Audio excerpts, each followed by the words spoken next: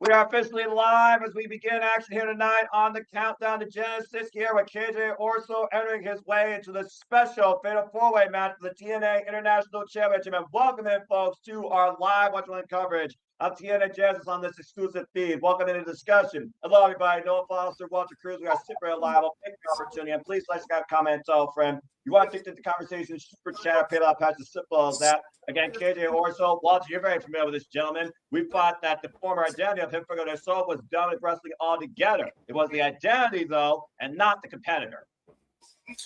Glad he gets this chance. And, of course, very well known out of the Texas area. As we welcome in the man that says a cleanse is coming, who has lived and died 6 times over in TNA wrestling. A black heart, I would say, violent by design. Eric Young, who was part inaugurally of the finals of the Triple Threat tournament at Unstoppable last year in Las Vegas to crown the inaugural TNA International Champion. Of course, that champion became Steve Macklin. Eric Young and Steve Macklin had a fallout over that title, including a very violent dog collar match. And Eric Young has been saying that a cleanse is coming ever since we started this partnership with NXT. Eric Young of Nazareth, because the man is died and resurrected quite a few times. Yeah, of course, we saw his Norman Armory left him in Sinner and Saints. And of course, we know that Eric Young has won every time that you could win practically in this company, including females type. And one of the newest signings now to the TNA locker room. Social media sensation. We saw him first in action at Bound for Glory, BDE. The bright young up-and-comer, of course, faced Flop Dower the last time we saw him in a singles match, of course. Back at Final Resolution, and BDE with a huge opportunity here, going after his first TNA championship. Another YouTube turned wrestler. Well, at least this guy seems far more humble and less impulsive, but nonetheless, he also has a little bit of cred on the independent, so I'll give the young man credit where credit is due. And again, folks, this is TNA Genesis. You can watch the Countdown of Us for free right now on TNA Plus. But if you want to watch the pay-per-view along with us, you have to purchase it $40 on TNA Plus, and it will start at the top of the hour, 8 p.m. Eastern Standard Time. Shout out, by the way, to the collective that's calling, of course, the GCW show that is also happening, also at the top of the hour as we speak. And thank you all for participating and getting your predictions in for both the TNA League and the GCW League as we keep you in tune across all things wrestling. Stacks. I'm going to be a good person tonight. I promise myself I'll be a good person tonight. But to your point, the deck is certainly stacked against the TNA International Champion, escorted by Ariana Grace, former liaison of NXT, now his main squeeze. Indeed, it is Stacks who holds gold in TNA. Of course, stealing that gold away from Steve Macklin with the help of the NXT Outcast. And we previously saw in the singles match, Ariana Grace raked the eyes of Macklin to make sure that Stacks would hold on to the title via disqualification. There has to be a personal vendetta of sorts, though, Walter, here when it comes to this match, considering how much this man has corrupted Santana Morella's daughter. I guess for you, Stacks is not where it's at. Well, I mean, if you can't punish your own child, what do? You punish the person that somehow made this pain happen. So Santana Morella has not been the same since Ariana Grace betrayed him with a low blow, betrayed his trust, and basically denied his authority and his fatherhood. He literally attacks me on the attack. He hasn't been the same that he literally hired someone else to take his place while he takes a leave of absence. Well, apparently he's not necessarily taking a leave of absence, but apparently Daria Ray is here to assist Santana Morella to keep law and order here in TNA. It's a heck of an opening day right now with the fact we know that Nick Nemeth will be the special guest referee for our main event. Not to mention, she hired, of course, Elena Black officially as a knockout for the TNA Knockouts division. We can only imagine what other business Daria Ray has up her suit sleeves that might come into play tonight. You almost wonder if Daria Ray agrees with this decision that Santana Morella made regarding this fatal 4-way. If nothing else, we are seeing KJ Orso here impressing us in the early going, taking Stacks over in the corner. Again, folks, the fatal 4-way match. First pinfall submission inside the ring leads with the TNA International Champion. Stacks is the 4th TNA International Champion in this title's history that's not even a year old yet. And KJ Orso up and over, picking up speed. Stacks enabled with a waist lock, and Stacks holds onto the rope, prevents the O'Connor roll. Rebounds forward, hooking up Stacks. Whoa! Whoa! Nice power slam. The cover gets a 2 count by Eric Young and BDE are.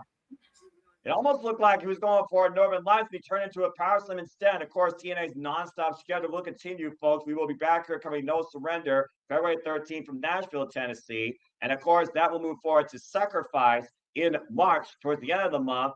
And KJ Orso with Snake Eyes across the top turnbuckle. Sacrifice, of course, New Orleans, Louisiana, March 27th. As we keep you attuned across all things professional wrestling, including TNA. Now, KJ Orso to get Stacks up and over.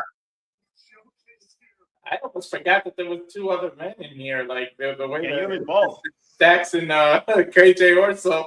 Why is Eric Young arguing with a Dallas Cowboys fan? That person should be ashamed of himself already. Sorry, Vaughn. I'm just saying, Dallas Cowboys, they haven't had it since the 1990s. BDE jacking Eric Young's jaw. He's wrestling, but he can't put his phone down. Can you put your phone down to focus on one activity? This is the problem with Generation Z, and I'm just going to leave it at that. Oh, man, and Stacks just ducked BDE from behind. Now, Aaron Graves is going to give a selfie. And I got to imagine it's probably on Instagram Live right now. I think he's live streaming, yeah. Yeah.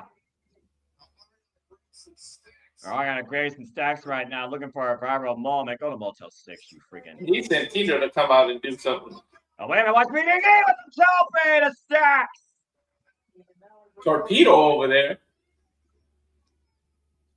Well, there goes the phone. Hope he has good insurance. KJ Orso up and over, wiping out Eric Young. KJ Orso and BDE working well together right now for the time being. It's not a tag match. Just keep that in mind. Well, you and I both know, Walter, sometimes in these type of environments, a unique alliance will help you towards the final decision when you neutralize at least one, if not both, the other opponents. True. And of course, to Walter's point, we learned that Daria Reyes is here to help run the daily operation at TNA with the Retler Authority, Santana Morella. We know Elena Black is also now a knockout, and we have a brand new TNA World Champion. And TNA Knockouts Tag Team Champions. Of course, Ash Elegance is on right now, the kickoff panel. BDE and KJ Orso taking control of Stacks Eric Young here for the moment. Double elbow right now by Stacks Eric Young. Oh, man, and decking both the young men. And what do you think Eric Young's mindset is with all of this change in TNA when he was the guy to fire the first salvo of how TNA refuses to die? And now he's talking about a cleanse. And again, we don't even know what this cleanse is. A man violent by design, ran his own armory, was one super elite, world class. What the hell is Eric Young going to be in 2026 for TNA Wrestling, Walter? I have no idea what's on his mind, but remember, has it ever been revealed that who was in cahoots and everything? There was an investigation. What the hell happened to that? I guess the lawsuit must have got dropped for all we know. BDE and Stacks right now. Stacks Eric Young trying to double team BDE, who's fighting back here. And BDE with the overhead shots to Eric Young. Eric Young, former TNA World Television Champion, TNA World Champion, rolled again. Nice code breaker. Because I feel like maybe Eric Young. Eric Young tried to cleanse by including Dark Day and including NXT and the Asian angle to show TNA is truly weak and that they need to align themselves. Maybe by hook or by crook he had something to do with it, but it's like the storyline completely dropped. Looking for a cutter as BDE drops to the floor right now. And of course, folks, this match was made impromptu earlier today in case you wanted, there's no graphic. Meanwhile, sliced bread on Eric Young using Stacks as a wall. Now KJ Orso controls, bringing up the second row with a moonsault. The front kick, KJ Orso and Fuego right now here in Dallas, Texas. Oh! I see what you did there, Noah. I see what you did there. Step up, double stomp to the back of the head and neck of Stacks, off of Stacks' own back. And KJ Orso in full control right now of this match. And now BDE. The Orso driver! Almost had a new champion. Ooh, really close there. Whoa, gosh! Stacks wiping out Orso. Now Stacks trying to hook him up. The twisting net breaker right now, and Stacks the only man on his own 2 feet. Stacking the deck. Now BDE. Oh, 3-bar cutter! A clip cutter by BDE. Someone clip that. Cazadora. Oh, Eric Young catching BDE with the net breaker. And right, Eric Young, bringing up your also. Oh, he was a devastating pile driver with Stacks Cruz. He was the outside on that like this. Now Stacks in the cover on KJ Russell. Stacks retains the International Championship. Damn it. Yeah, but it was Eric Young that caused the damage. Like a thief in the night, Stacks defies the odds and still leads with his girl and TNA's international title. Somewhere backstage, you know Santana Marella cannot be happy about this. President Carlos Silva trying to return the TNA national title while Stacks is forcing a man without a spine to put the title on his waist, but refusing to. Clearly no respect for Carlos Silva. Up himself and refusing that. Well, again, it was like you said, Walter, we talk about it all the time. Sometimes the odds, all you have to do is defy them, find an opportunity, and somehow Stacks found a way up that devastating power drive by Eric Young to KJ Orso to find the win. Yeah, see, Santino is not happy about that. And there's Daria Ray. I wonder what Daria Ray's going to say. Probably going to criticize Santino. Right. You make decisions based off emotions. Have you looked at your track record? This is talking. That was your way of punishing him. Once again, he's a champion. He deserves to be here. And if this company is built on it. She's accusing Santino of punishing him. Right.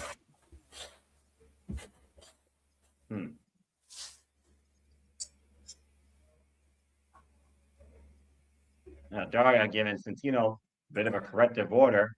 Don't freaking book a match on emotion. And again, we kind of talked about it, Walter, to your point. That was definitely an emotional decision by Santino Marella versus a professional one. She's talking about emotionally when she had partners that were actively on the roster when she was an authority figure and she was the book on emotion. You want to talk about a person that didn't proceed with caution, by the way, in the position of power. How about how many times she screwed Naomi over, including the Royal Rumble? Ever look in the mirror, Daria? Hypocrisy is still very live in professional wrestling. And powers of authority position. Anyway, what do I know? I'm just a simple man in a suit. Anyway, as we continue moving forward, we still have a whole night of action ahead. We know that we got a triple threat now. Cedric Alexander and Joe Henry versus Moose, since Leon Slater was competing on SmackDown against Camilo Hayes for the United States Championship, is unable to compete tonight to defend his X Division Championship. What does this do for the mindset, Walter, of Cedric Alexander, thinking he was going in here tonight pursuing the X Division Championship and has a chance to be two former TNA World Champions? Two former world champions, and if he does it, I assume he becomes the number one contender for the X Division title. I'm not sure; they haven't said anything, but you got to think it's a step in the right direction, right? Well, I would think that basically, yeah, this has been a problem of a contenders match at this point because obviously Moose and Cedric were expecting the challenge for the TNA X Division Championship tonight, but much like we heard earlier when it comes to this match, when Dani Luna does come back, she will get her contractually obligated match for the TNA Knockouts World Championship, regardless who wins this, because that is what she earned, and that was originally was on the card. But this year, though, Cedric and Moose, neither man earned the chance to take on Leon Slater. This was a match that Leon Slater offered the opportunity for, and now both the men find themselves in different opposition. Joe Hendry, of course, Moose has never beaten Joe Hendry, and Cedric's never faced Joe Hendry. I forgot who I picked, but I should have won by Alexander. I hope that's who I picked, because that's who I got the feeling now that it's closer, he's going to pull this out somehow. So I think Moose, though, again, the face of the franchise who literally led the system to control TNA, the man that's basically done everything here, former assistant champion, I think Moose is going to surprise us here and take that one. Remember, there's no love lost between Henry and Moose. I mean, Henry at one point was one of the only people that was able to beat Moose. And then he also has JDC's retirement on his mind. Moose might be a little bit distracted, might not be all in here. That's a fair point. Speaking of which, let's go ahead and talk a little bit more about that. The final dance, JDC is not Fandangery, folks. He is officially retiring from professional wrestling. The King of Strange, Dirty Dango, whatever the heck you want to call him. This will be his final match in his career tonight against Eddie Edwards, a man that he goes back to 25 years. By the way, Eddie Edwards just celebrated a decade being part of TNA, by the way. Congratulations to him and his ride or die partner, of course, for live. Alicia Edwards. Of course, JDC, the first time he and Eddie Edwards even met each other in a ring was when they tagged together as Team Tap Out back in 2004 in EWA. It really goes back to that longevity where it comes to you really ride or die with those people you grow closer to than family in this wrestling business. And what do you think is going through the mind right now of JDC, knowing what tonight means versus Eddie Edwards, who tomorrow continues for him. For JDC, this is it. I think JDC is thinking, no matter what, it's over for me. But who else to go out with than somebody that you've been partner, you said, since 2004. So, all those years together, like, well, why not go out on that kind of shield? It's one of those things also, Walter, they've never faced each other one-on-one, believe it or not. This is a first time ever. There is no previous singles track record. So again, I don't know that clearly puts anybody as the favorite. If nothing else, emotion might be the decider versus the physical capabilities that both men bring to wrestling. So gonna put you on the spot, dude. Who you got here? JDC or Eddie Edwards? I think I'm gonna get Eddie Edwards because I think JDC just followed the tradition of looking up at the lights, but I think we might find a replacement or a new member of the system. They might show something, but I'm not sure who's going to win, to be honest. But what I do know is none of them will hold back. JDC literally told Eddie Thursday, don't hold back. No matter friends, no matter teammates, no matter what, they want the best of one another. So I know it'll be hard hitting.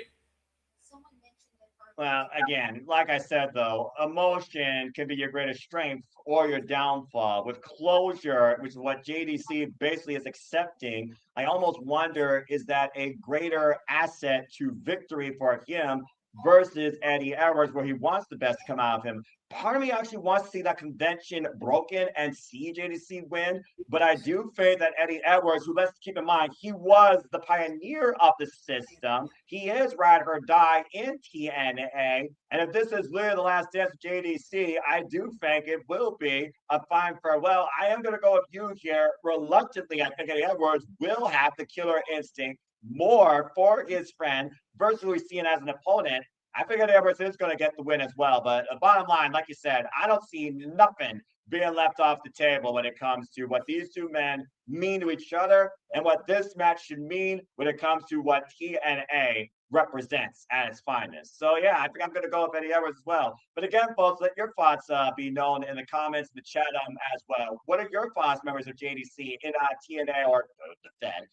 What do you think about Eddie Edwards, of course, and the fact that tomorrow continues for one half of the former American Wolves? What does the system bring next week? Where JDC did say that next week, Thursday Night Impact, he will officially retire, but he will also announce the newest member of the system. Is it a newer version? Is it a better version? Are we still at the same version? What comes out of this following this match tonight at Genesis? That's the other question to think about.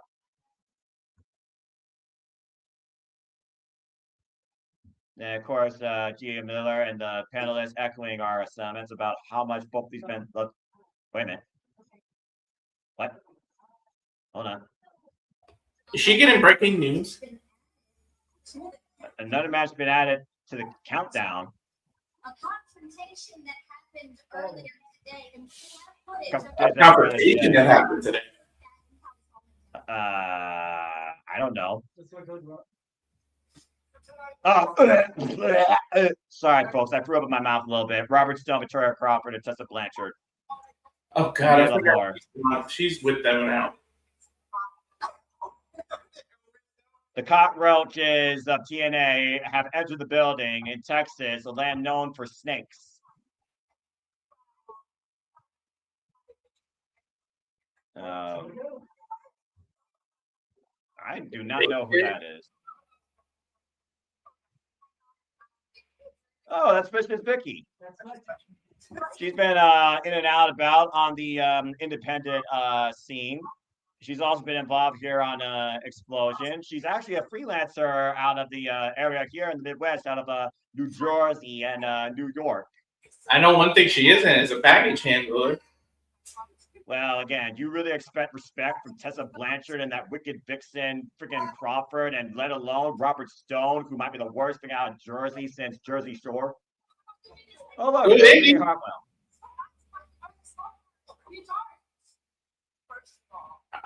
So are we gonna get a tag team at it now? I guess so, but I don't know what conglomeration of the three that are worthless compared to the coal that's put into a diamond are actually going to take on Indy Hartwell and Vincent.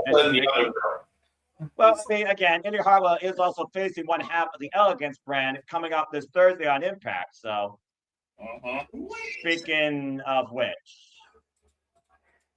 excuse me while I go for a walk. You'll be okay. You're supposed to shut your mouth when he's talking.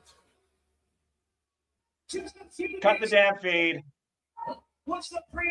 He tells you to shut your mouth, but you open it while you vomit. It's on Yahoo News. Yahoo News? That's still a thing?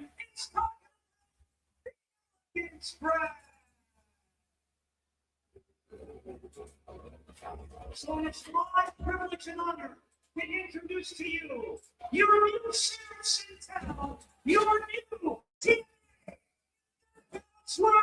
Tranquilo, mi amigo, tranquilo.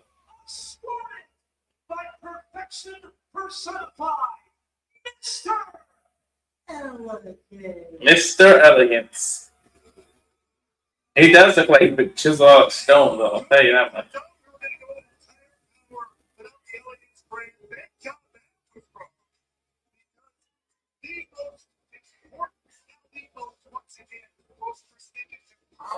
This dude looks like he's supposed to be a more flamboyant version of Rick Rude.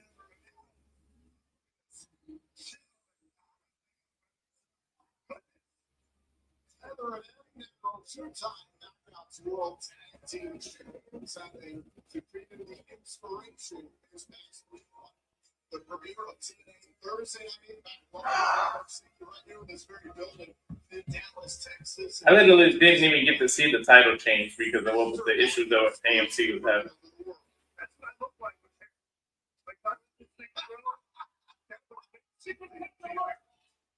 Excellence.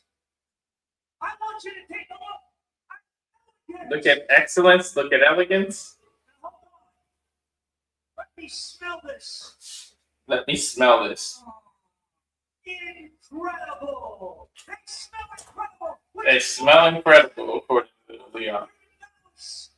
You all smell like a bunch of dirty, filthy. You smell like a bunch of dirty, barbecue sauce. filthy, covered barbecue sauce.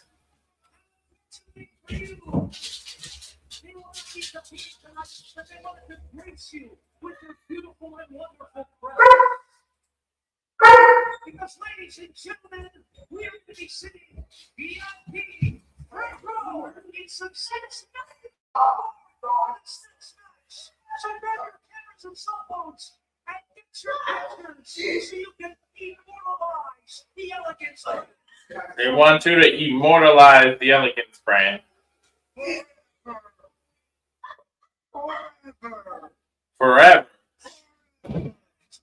Forever.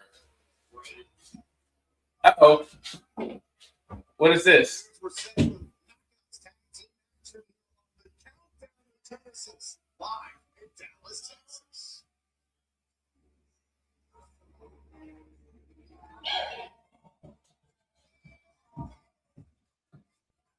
Oh, what? Tessa Blanchard and Miller Moore go against the tag champions? How did they get a tag title?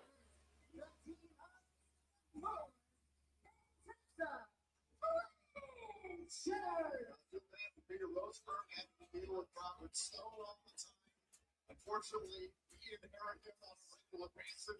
I don't know a lot, but it appears that Tessa Blanchard and Tori Crawford and Miller Moore become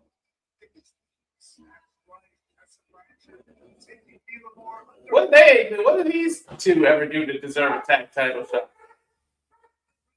I guess this really proves to you how scarce the tag division, the knockouts tag division is in TNA, which is saying something because they used to have the best women's division ever.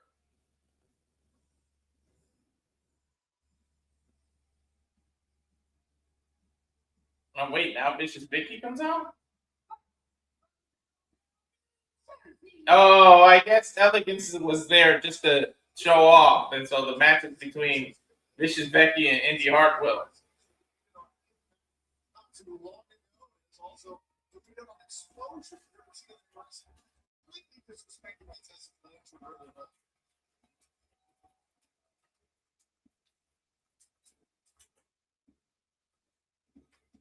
Here comes Indy Hartwell.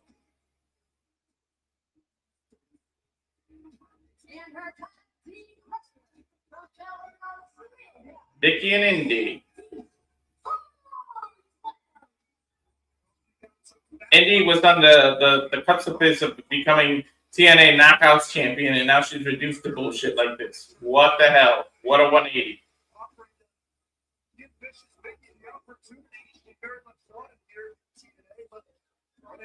I know you can come back. It's not really the Elegance brand match.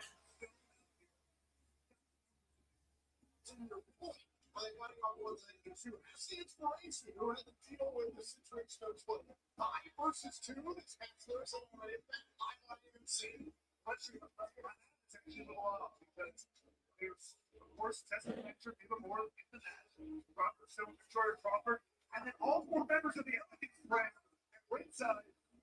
It's like a billion on 2.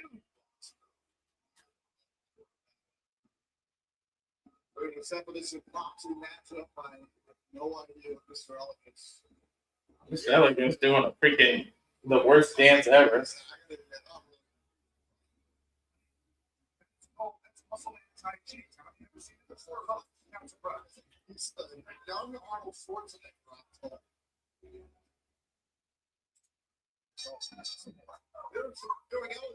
The ring start with Vicky on one side and Tessa on the other.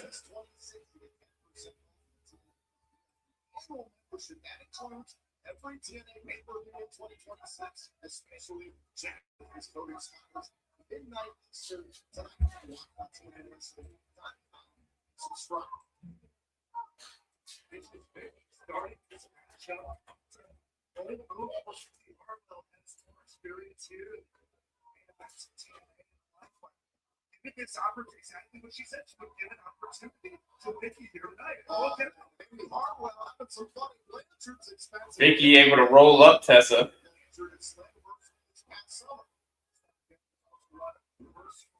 I guess that's the new gimmick. I thought he was just using that to test his blood pressure or something. Indy was tagged in, snap suplex by Indy. To be fair, my blood pressure is already at a high. This just made it worse. European uppercut, like she's dangling between the ropes. Nice Pele kick. Vicky immediately gets tagged and goes for a cover, getting not even a 1 count.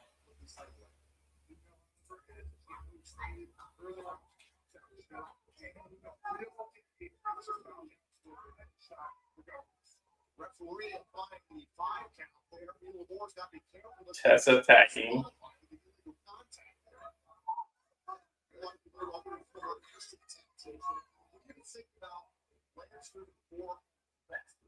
There goes more, dragging Vicky by the ankle.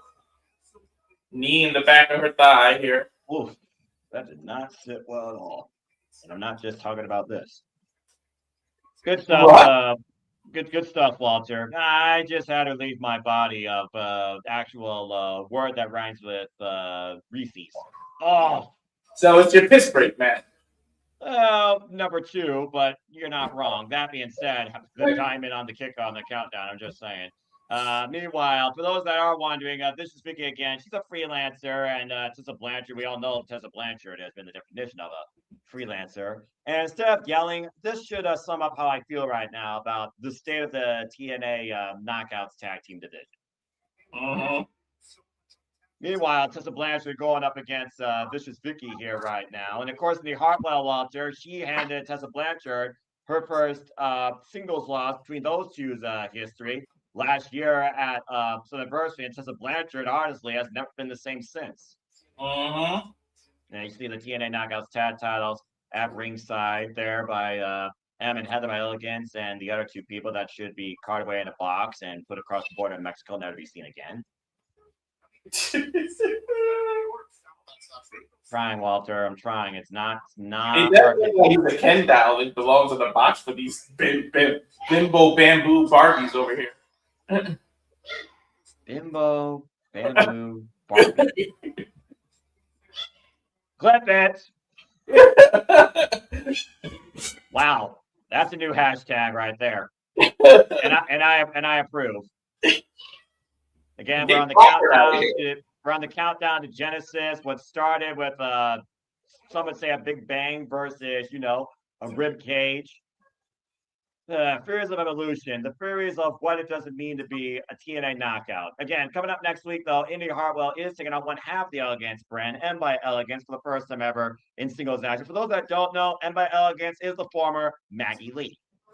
And also, we have Feast or Fire coming back, where somebody, I pray to God that it's either Mr. Elegance or Robert Stone, will be fired. Feast or Fire returns next week on TNA Impact. We also see Jeff Hardy go one-on-one with Mustafa Ali, and they determine whether or not Jeff Hardy will be the TNA Tag Team Champion after tonight. And also, we will see the new system, fully loaded, next week on Impact. As JC will retire, but also announce who the newest member will be. That and so much more on Thursday Night Impact on AMC. Don't watch AMC, you'll live better. Do TNA Plus. Oh, and Atlanta Black will also speak. Honest to God, Walter, the announcements for Thursday Night Impact are more important right now than what's happening in the ring. I know. And Mia Moore trying to tweak the ankle of Vicious Vicky. Is her move a figure four? Because she's been working on her leg the entire time. Right now, Mia Moore trying to apply maybe a technique background here. And again, to your point, you can't get to your partner if you can't stand your own 2 feet, as they've isolated the left leg of Vicious Vicky. Tessa Blanchard in now. And Tessa Blanchard, by the way, which ironic to say, Walter, last year, she made her in-ring return to action at Genesis, being in Jordan Grace. Now look where she is 1 year later. I was talking about it when you were off here, too. Indy's reduced. She was on the precipice of becoming a knockout champion, and she's reduced to bullshit matches like this now. Well, even Blanchard doesn't deserve to be reduced to this tag crap.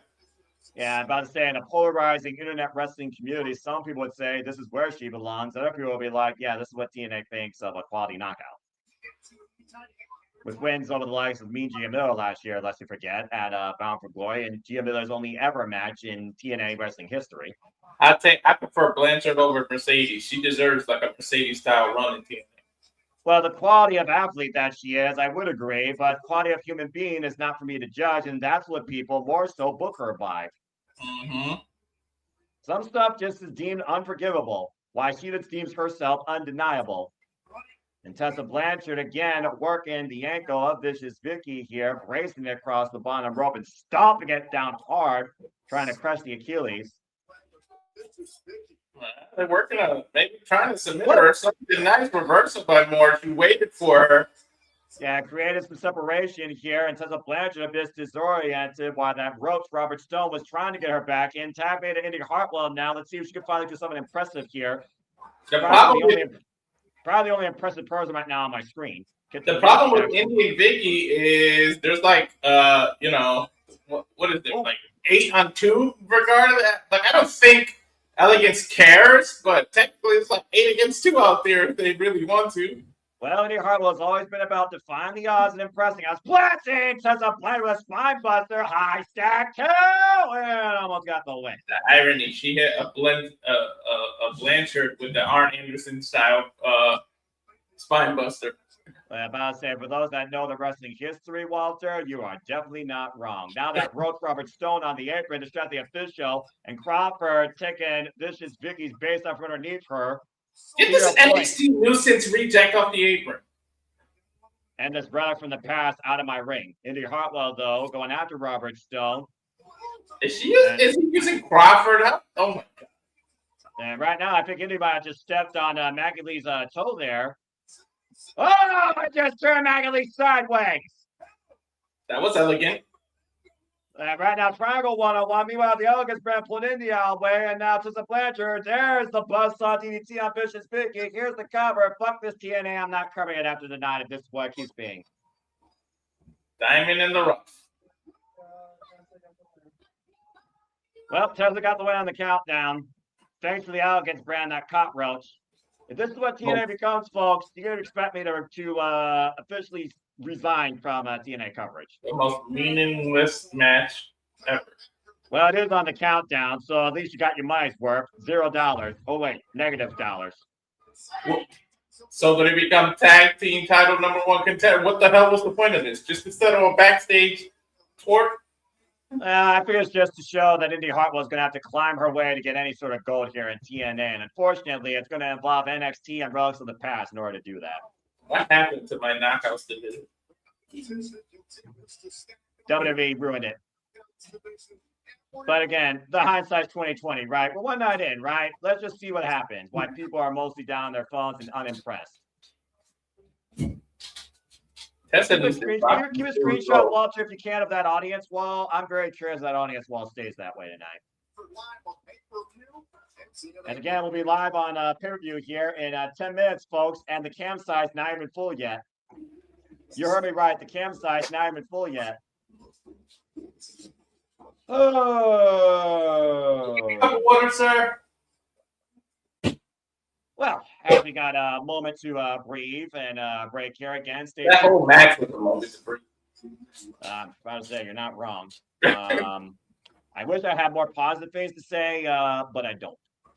So anyway, let's go ahead and talk about the main event here for tonight while we got a moment here to breathe. Again, they did talk about the rules for our main event. Mike Santana will defend the TNA World Championship against Frankie Kazarian in a Texas death match, but Nick Nemeth is the special referee, and he is also the Call Your Shot Gauntlet winner. Keep in mind, Walter, they did disclose it will also be the way our decisions rendered. You have to first get a 3 count, and then that opponent cannot answer the count of 10, and that will be the decider. But with Nick Nemeth having the chance to call his shot, Shades of Bound for Glory 2024, what's stopping Nick Nemeth from calling his shot during this? But do you think Nick Nemeth, would it be smarter for him to set up his opponent? Think about this. He calls the winner. He blasts the opponent with the freaking danger zone, calls the shot to become champion here. So strategy for all 3 men has to be key. Mike Santana just won the championship Thursday night. So what do you think about this kerfuffle? Can he call his own shot and then be his own ref? That's my other thing, too. If he calls his shot, do we get into official? It doesn't turn into a triple threat Texas death match. And I honestly can't recall if there's ever been a triple threat Texas death match. I know one thing. If Nick Nemeth calls his shot and Mike Santana loses the title 2 days after winning it, I'm boycotting TNA for a bit. Damn, dude. I'm about to say, you tired of Mike Santana being Mr. Flip-Flop? There's no way you screwed my boy twice. There is no story arc that's going to redeem if they treat him like that again. I mean, that's fair. But again, Nick Nemeth, he resigned to TNA. He's the more recognized name from a business standpoint. Would you go with the former Dolph Ziggler to be the face of TNA? I don't give a shit if he resigned. Reduce him back to being the tag team bimbo with his fucking brother. He doesn't need to be the beat Mike Santana with the world champion. I don't mind him as a world champion because I do like Nick, but not this soon. Fair enough. Also, Safet has officially used your new hashtag. 7 minutes and 15 seconds for me. 14. That's literally 12, 11. We're perfectly in sync for once. Let's see if that holds up. I think we have to switch anyways, right? It doesn't auto switch. I don't know. I can't remember, dude. Shoot, you know me. Honestly, this is like one of those things where it's like, I'd rather forget. But anyway, yeah, if Mike Santana loses, I claim what I said to be predicting. It would make the TNA World Championship absolutely irrelevant. Speaking of irrelevant, you just talked about his little brother. I know he's going one-on-one with Mars Sunday on the pay-per-view. Keyword on the pay-per-view, folks. That's not on the countdown. After Mars Sunday once again kicked the orange spray tan off his face. I hope this. I hope Mark Sade kicks this Chippendale reject all over this arena. Well, yeah, I mean, do we want it all over the arena, or do we just want one super kick and get him off our screen? Maybe kick him in the larynx so he can't speak. Make him sound like John Laurinaitis. Give him a low blow. It'd be the closest he get to a woman touching him in a while, anyways. Yeah! Wow, Walter! Tell me how you really feel. What the world, man? You went below the belt and right where the sun don't shine. Holy flannels. Whoa. Okay, I thought I was on one. Well, here's the color analyst for a reason, folks, and that doesn't bother me. You gotta understand, TNA was my company. I've been around since 2002 when everything was just pay-per-views. There was women in cages. I survived that era. I survived the Dixie Carter era. I survived the Hogan and Bischoff era. They got rid of Scott D'Amore. Now I'm in this era. Please, don't. I can't do it, Noah. It's fair enough, bro. Fair enough. I mean, I respect the passion, but wow. Well, that being said, as we got 5 minutes left, I'm gonna go take one more Biyaki because my stomach right now is topsy-turvy, and not just because of the product, but because of the food I ate. So in the meantime, thank you all for tuning in to Sleeping Bible Studios. Please stay tuned to continue our coverage. Again, you still have about 5 minutes to order Genesis and watch it along with us. Again, tonight we have Sir Alexander versus Joe Henry versus Moose. Layton Lee defends the TNA National Champion against Zara. We'll talk more about that after this commercial break. The Righteous go after the Tag Team Champions against the Hardys. JDC's final match will be against MVP versus Career. Flop Down takes on Rich Swann. Who the fuck cares? We also, of course, have Elijah versus Mustafa Ali. And we know Mike Santana will defend the TNA World Championship against Frankie Kazarian. And Nick Nemeth is the special guest referee. That is all ahead tonight at TNA Genesis. That is mere minutes away. So, by the way, if you want to watch along live with us, prepare your drink, prepare your food, and we will see you on the other half of this commercial break. And now for a taste of things to come.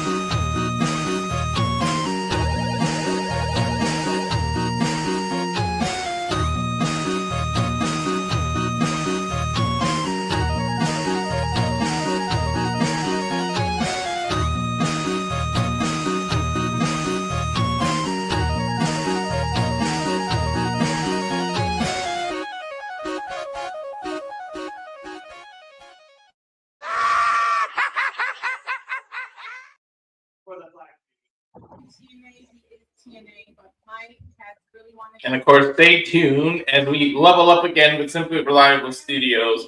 Thinking about starting it again this Thursday. Now that Impact is an hour later, I might take that hour slot between 8 and 9 to play. I'm going to start officially with the Ninja Gated, and Never played the fourth one, so it will be live streamed. No botching, no editing, no all the botching, everything, all the pissed off frustration, possibly a few controllers breaking and getting thrown at TV screens. So everything will be included because it's going to be live. You're going to get it in the Raw, Simply Reliable Gaming, and of course we embrace, endorse, and everything in all the professional wrestling as we are back here discussing the Texas Death Match rules, which, if you can call it anything, because there are no rules, but no disqualification. A wrestler must be pinned or forced to submit to initiate the count. After a pinfall, the down wrestler has a 10 count to stand. Competitors cannot stand by the count of 10. The match is officially over. And those are the rules of the death match tonight, the Texas Death Match.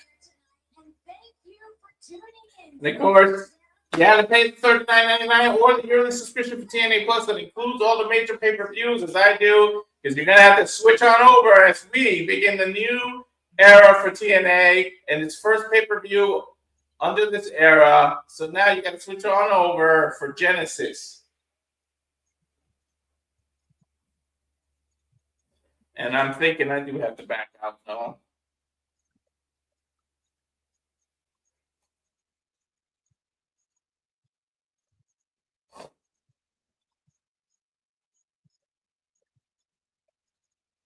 Just a moment, folks. Yep, I'm going to have to switch over.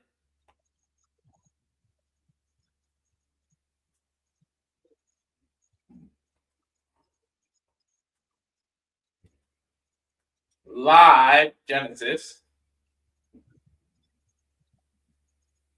FBI warning. Mackenzie Michelle is here. Saying please rise for the national anthem. U.S. Army veteran.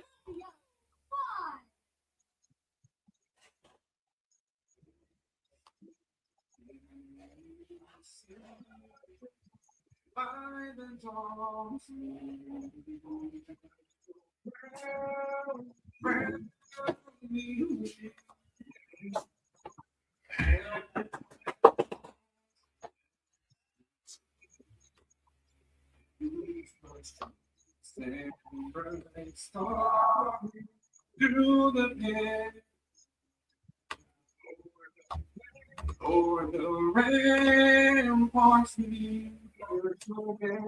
it's again, and the Rockies ran.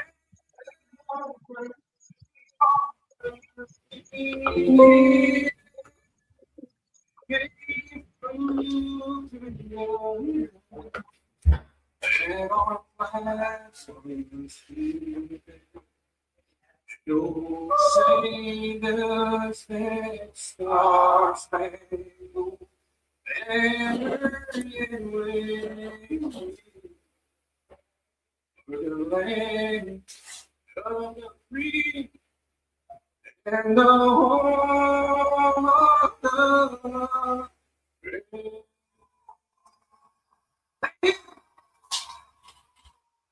Thank you for that country rendition of the national anthem.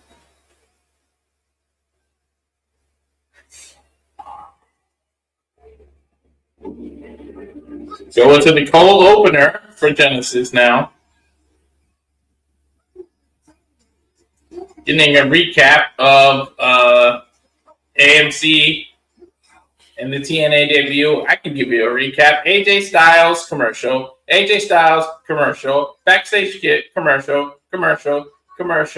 The return of Sonya Deville. Well, I already forgot the name, but her.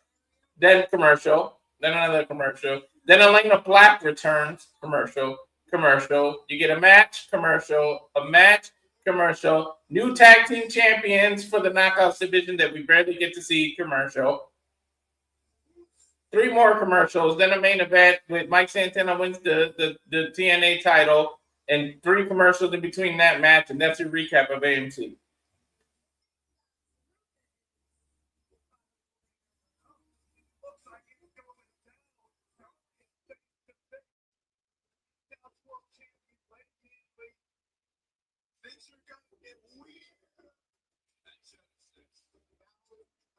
Now they going into the JDC versus Eddie Edwards promo.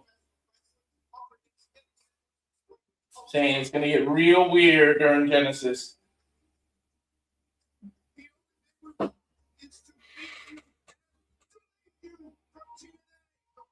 And while I said all those commercials, I forgot that the Righteous came out and beat up the Hardys in between those commercials.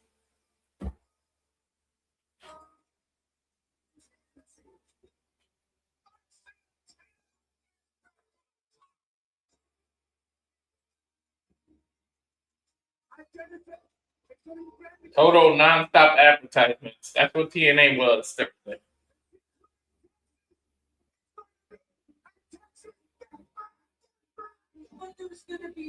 Then we got this that wasn't even shown on TV, this Texas Death Match, and then they announced Nick Nemeth as the referee. TNA Wrestling comes to you live from the Lone Star State this Thursday. And here we go, live, showing Dallas, Texas. Right here in Dallas, Texas, we welcome you to one of our marquee pay-per-view events here inside the Curtis Caldwell Center. And in the words of phenomenal AJ Styles, we are better, bolder. TNA Wrestling. TNA chance. Now the crowd's filling up.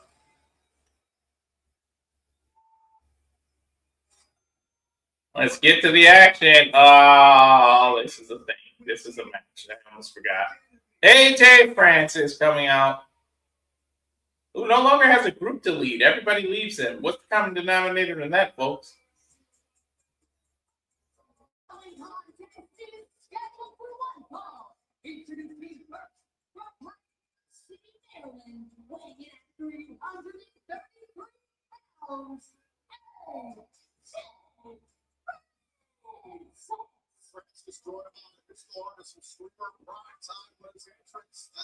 It's showing a TNA digital exclusive. This is the end of the First Class Penthouse. When Rich Swann came out and attacked AJ Francis with a back, then broke the record. So now we have to deal with this shit as a result.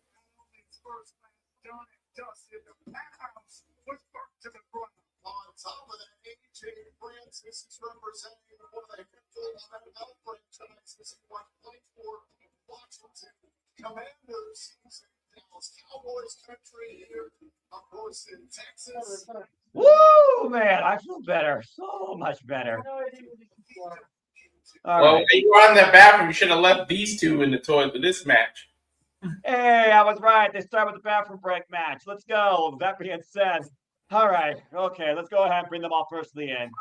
Folks, we have officially entered a new era, a new beginning, and it all starts with TNA Genesis. Welcome officially to our coverage tonight. Again, everybody, thank you so much. Hello to you all. Noah Foster, Walter Cruz, we're super reliable. Kick a face off, see if you can handle this with Rich Swann and Flop Dollar. After the follow-up from the penthouse, Rich Swann put him through a table, and Cruz Navarro got a brain. It's good to see Rich Swann standing on his own 2 feet, former X Division champion, TNA World Champion, of course. Got us through that pandemic here. You know, former Cruiserweight champion, of course. We recently saw Rich Swann in FSW in Las Vegas. He's also been involved at Maple Leaf Pro Wrestling. And, of course, Rich Swann is a long mainstay here in TNA. Oh, and there's Flop Dollar with the cheap attack from behind. Here's the shout out to the Dallas Cowboy dancers, I assume. About to say, and AJ Francis wearing colors that do not represent Texas. Go figure. He's wearing Washington Redskins gear because he used to play for them. Okay, that makes sense. Former, of course, the Cheeses champion. You can, of course, be part of the conversation, folks, using the hashtag TNA Genesis. Nice to see Nathan Banks, Safet, and Abdi Max Men 4231. Thank you so much for tuning in again, folks. Please also got a comment, tell a friend. You want to get to the conversation, super chat, pay up, as simple as that. At 330 pounds, by the way, Flop Dollar weighs. AJ Francis, former member of Hero. And shout out to Rich Swann wearing the Dallas Cowboy cars tonight. as we He are in basically Dallas, I Texas. was telling you before he came back, he basically doesn't even have a group to lead anymore. Everyone leaves him. And the common That's because- denominator is AJ Francis. But at the end of the day, he's all about that money for himself. As he flops over the top rope, don't that look normal? And Rich Swann, of course, looking to take all the money from AJ Francis, not with the tope, but AJ catching Swann out of the tope midair and trying to choke slam him. Oh! The size difference is ridiculous. Yeah, exactly. On the top, the whisper of the wind of sorts almost by Rich Swann, bringing up the second, wiping out Flop on the floor. The way that AJ Francis disrespected everybody, to your point, including Rich Swann, is the reason we find ourselves in this exhibition.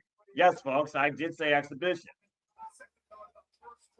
Remember when, of course, Rich Swann was out indefinitely, but also when AJ Francis came into TNA initially, he talked about Rich Swann being more alongside him. And boy, did that pay nothing.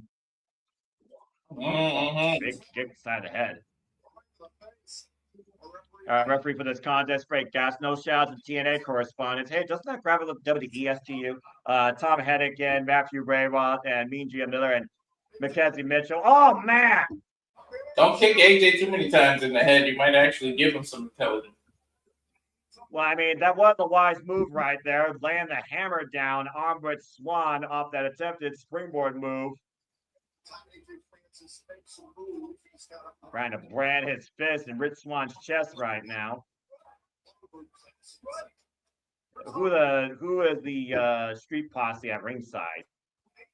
Probably some YouTube influencers or some social media. Okay, so I don't know what they are, to be honest. Well, if they're not wrestlers, then they're absolutely irrelevant. Of course, Rich Swann was the one that destroyed the penthouse, putting AJ Francis through a table right now. Got Guzla in the corner, though. And to your point, the size difference has got to be close to 100 and some odd pounds of these two men. Caught out of the corner. Swann now up on the shoulders of AJ Francis. And, oh, Jesus. Frequent flyer miles off that throwaway BLDFI driver. I also want to notice that the campsite is not filled. I repeat, the campsite is not filled. Yeah, he threw his any higher, you would have needed a pilot's license to fly that high. Last day, he flew from Texas to California. And now that knee setting him up and over as he lands on his feet. Francis right now admiring his own handiwork here. Better get on it. He's a former world champion, regardless of the size difference. Well, like I said, Rich Swann has had incredible success here in TNA. And did my feet just crash? My feet just crashed too. Technical difficulties as we're back here. I think he landed on the wire when he choked him on the stairs. Yeah, about to say, it's freaking like cut the feed. You might be looking for pay dirt here or down payment, excuse me.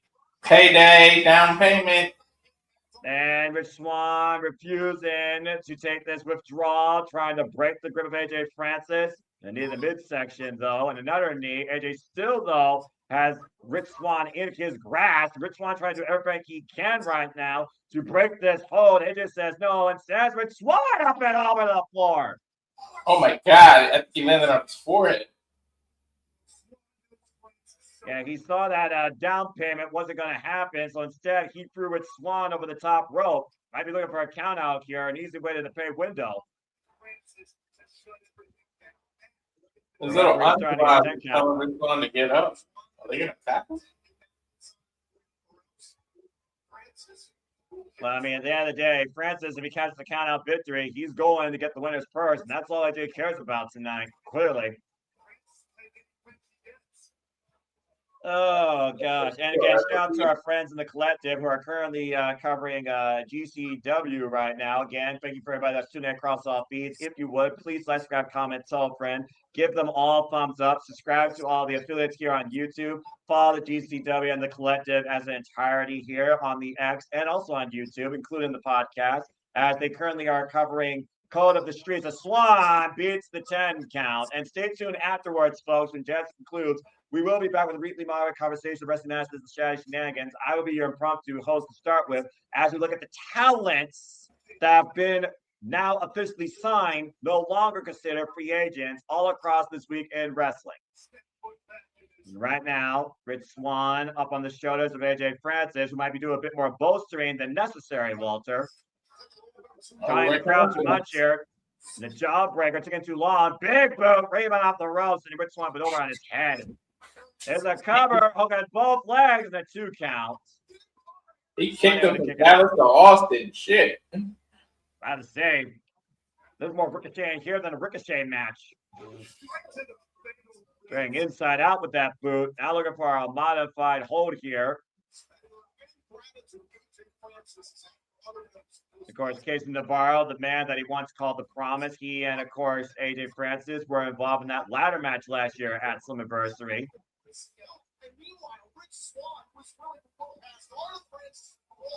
And the fact that Rich Swann thought that he, Casey, and AJ Francis could actually reconnect with each other and make something out of it. And AJ's like, no, it ain't about me only, then we're not going to do it. Mm-hmm. Oh! Look for a massive sense on and Rich Swann able to get out of the way. That just goes to show when you're selfish what you get from it. Nobody home for him, huh? And right now, Rich Swann off the ropes. Oh, man! There's a Swan song right there with that back mule kick. And Rich Swann right now, handspring, cutter! Francis it down, Rich Swann in the driver's seat. Cartwheel! That was a beautiful cartwheel right there. And now out of the second row. 450 connects and the cover on that giant bubblehead kick out at 2 by Francis. Damn it. Ooh. That might have been all he had, too, man. I'm about to say, take a look at the replay here, Walter. Perfect execution, full body-on-body impression with that 450 off the second. You wonder if the top rope would have helped him just a tad bit more. To your point, looks like he might be going to the high-risk district here once again, to the top floor. But AJ, once again, with Rich Swann in his clutches, might be looking to send him for a ride. Dangerous. Oh, my God! Clutched by the front and thrown. Oh, what the hell is this? Moonsault. Off the second row. For a flop, I will say he can flip. But Rich Swann right now trying to rip AJ Francis off the second rope and got clubbed in the head for it. Yeah, there was no way he was going to powerbomb him. Yeah, about to say. The No definition coincidence of he's wearing McDonald's colors either, because it's just a clown. the definition of pride versus brains with a supersized order. And Rich Swann right now, the front face like applied by AJ Francis on the inside second, looking to send Swann for another hard ride. Swann again trying to break the grip of AJ Francis and bring him down hard to the inside. I think he just tried to imitate Swann dancing too. Oh! Swann buying the arm of AJ Francis and massive headbutt sends him flopping down to the ring. The ref should have disqualified him right there. Again, referee's discretion, but talk about desperate measures. And referee would Swann. Oh my God! From out of midair, caught a spear, hook up both legs, kick R2. How the hell did Rich Swann survive that? I have no idea. Walter. Jeez. He caught him mid-air and split him in half. Definition of a human car wreck, monkey butt ugly. And once again popped up on the shoulders. Somehow Rich Swann always has an answer for the down payment. Oh, wait a minute. Francis now trying to hook the Alabama Slammer. Rich Swann slipping out of the back door, looking for the sunset flip. AJ again, hoisting up Swann, up on the shoulders again to strafe it. You've got to be freaking kidding me. No way. Styles Clash! Why would he use the Styles Clash? What the fuck? That was the most abysmal versus phenomenal copycat I've ever seen in my life. Dude, and he even posed like him. Are we gonna get that match? The disrespect to the face of TNA, the original X Division champion by this massive flip-flop of the NFL. Oh, man, Swann, catch you a destroyer! What the hell? He had to climb an extra 3 feet to do that. Cover hook the near leg, no! I thought it might have been over, to be honest. I'm shocked that it wasn't. Out of your point. Turn a sunset flip into a destroyer, dropping flop down on his damn head, and only gets a near fall from it. Now Swann to the top rope. Big frog splash, but he bounces off. And look at the way AJ tries to roll his way to the ropes. Swann to the cover, though. Hook up the near leg, and flop down gets his foot on the bottom rope. God bless it. He rolled him way too close to the ropes. And again, if you hook the inside leg, not the outside leg, to your point. What a way to kick off freaking Genesis here. Gotta give credit where credit's due. Meanwhile, oh God. A reverse down payment, driving Swann down on his face. This match is lasting a hell of a lot longer than I thought it was. And it's been far more competitive than I thought, but that down payment might be the final deposit of victory. The cover and flop dollar with the win. Yeah, he can collect his debt. That down payment is gone. Yeah, paid in full, unfortunately, at the expense of Rich Swann. AJ Francis wins tonight at Genesis. I hate to say it, Walter, but despite the fact he's a flop, that performance was first class. Yeah, but on both parts, man. Really, several times I thought Swann had it. That was a good match. Yeah, but at the end of the day, AJ Francis found the down payment to put Swann down for the 3 count. AJ Francis wins this match tonight at Genesis. Mm-hmm. As this is the first class franchise, apparently.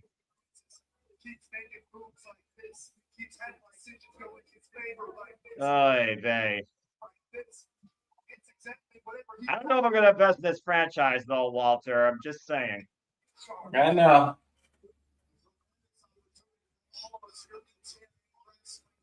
Not a bad opener, though. I'll give him that. I'll give Kramer credit's due. That match actually was bearable, and so far the best thing I've seen as the show has just started.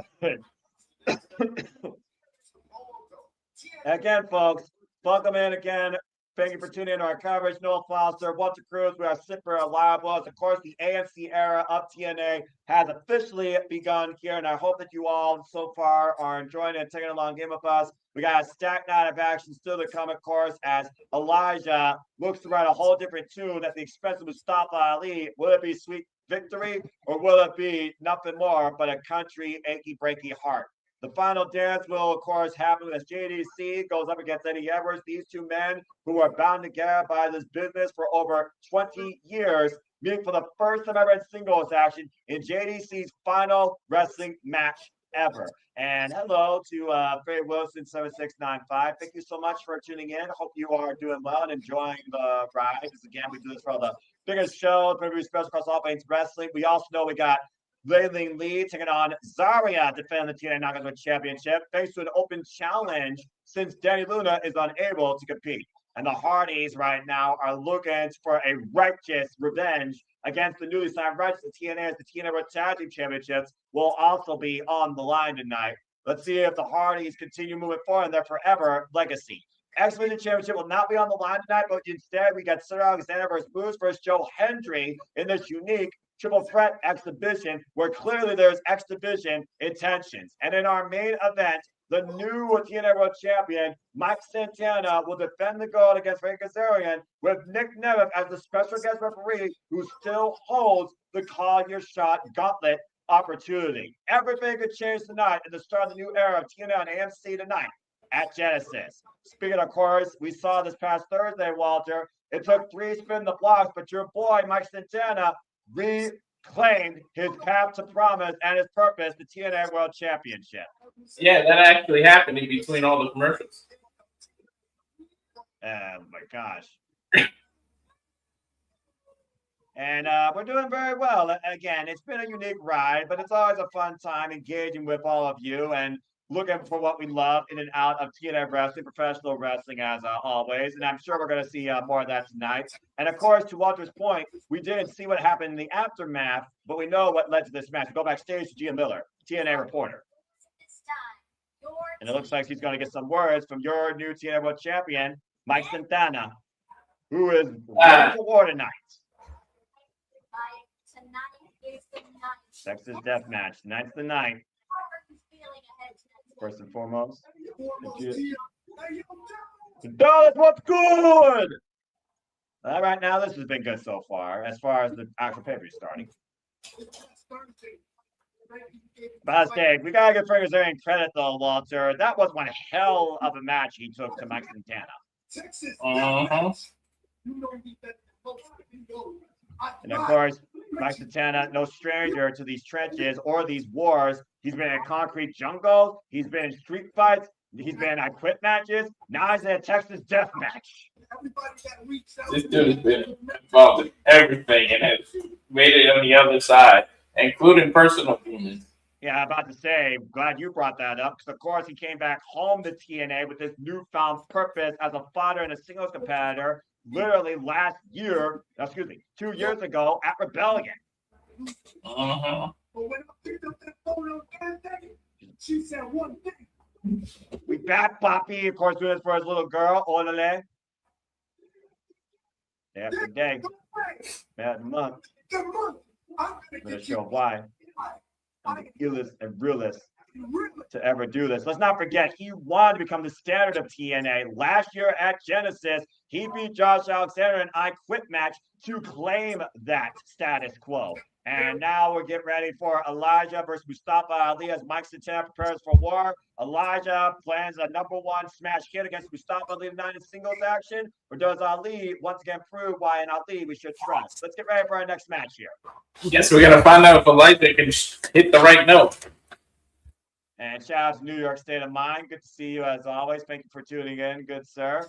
For an Ali we trust as the Order 4, who have been reestablished as a proper family thanks to Tasha Steele and the assistance and enforced security of Special Agent Zero, as you see him escorting the Order 4 to the ring. Mustafa Ali has been looking for an upswing, while Elijah has been taking him all across the desert as of late via a horse. We saw this past Thursday on TNA Impact, Walter. It was Mustafa Ali in six-man tag team action as Elijah and the Hardys got the better of Ali, but Agent Zero left Elijah laid out.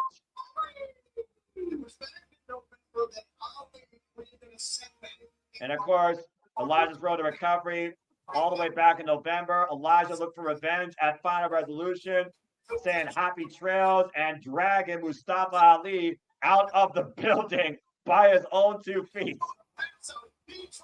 On a horse, literally. That's crazy. And then Mustafa Ali with PTSD saw just last week on Impact try to chase Mustafa Ali out again with a horse and a lasso. This might be Mustafa Ali as Elijah's last ride tonight, Walter, honestly. And you see, of course, the great hands, Jason Hodge, John Schuyler, and his special press secretary, Tasha Steele, who has literally been the mastermind to keep this family in order and renew the confidence of Mustafa Ali since last year at Slammiversary, after he got his WrestleMania moment back from Cedric Alexander. You know, you might not agree with the way he does it, but you got to give Mustafa Ali the credit. And he did elevate that X Division title. I don't know why he's got this following that he has with the Order 4, but I mean, he has represented them. He's been on quite a hell of a streak.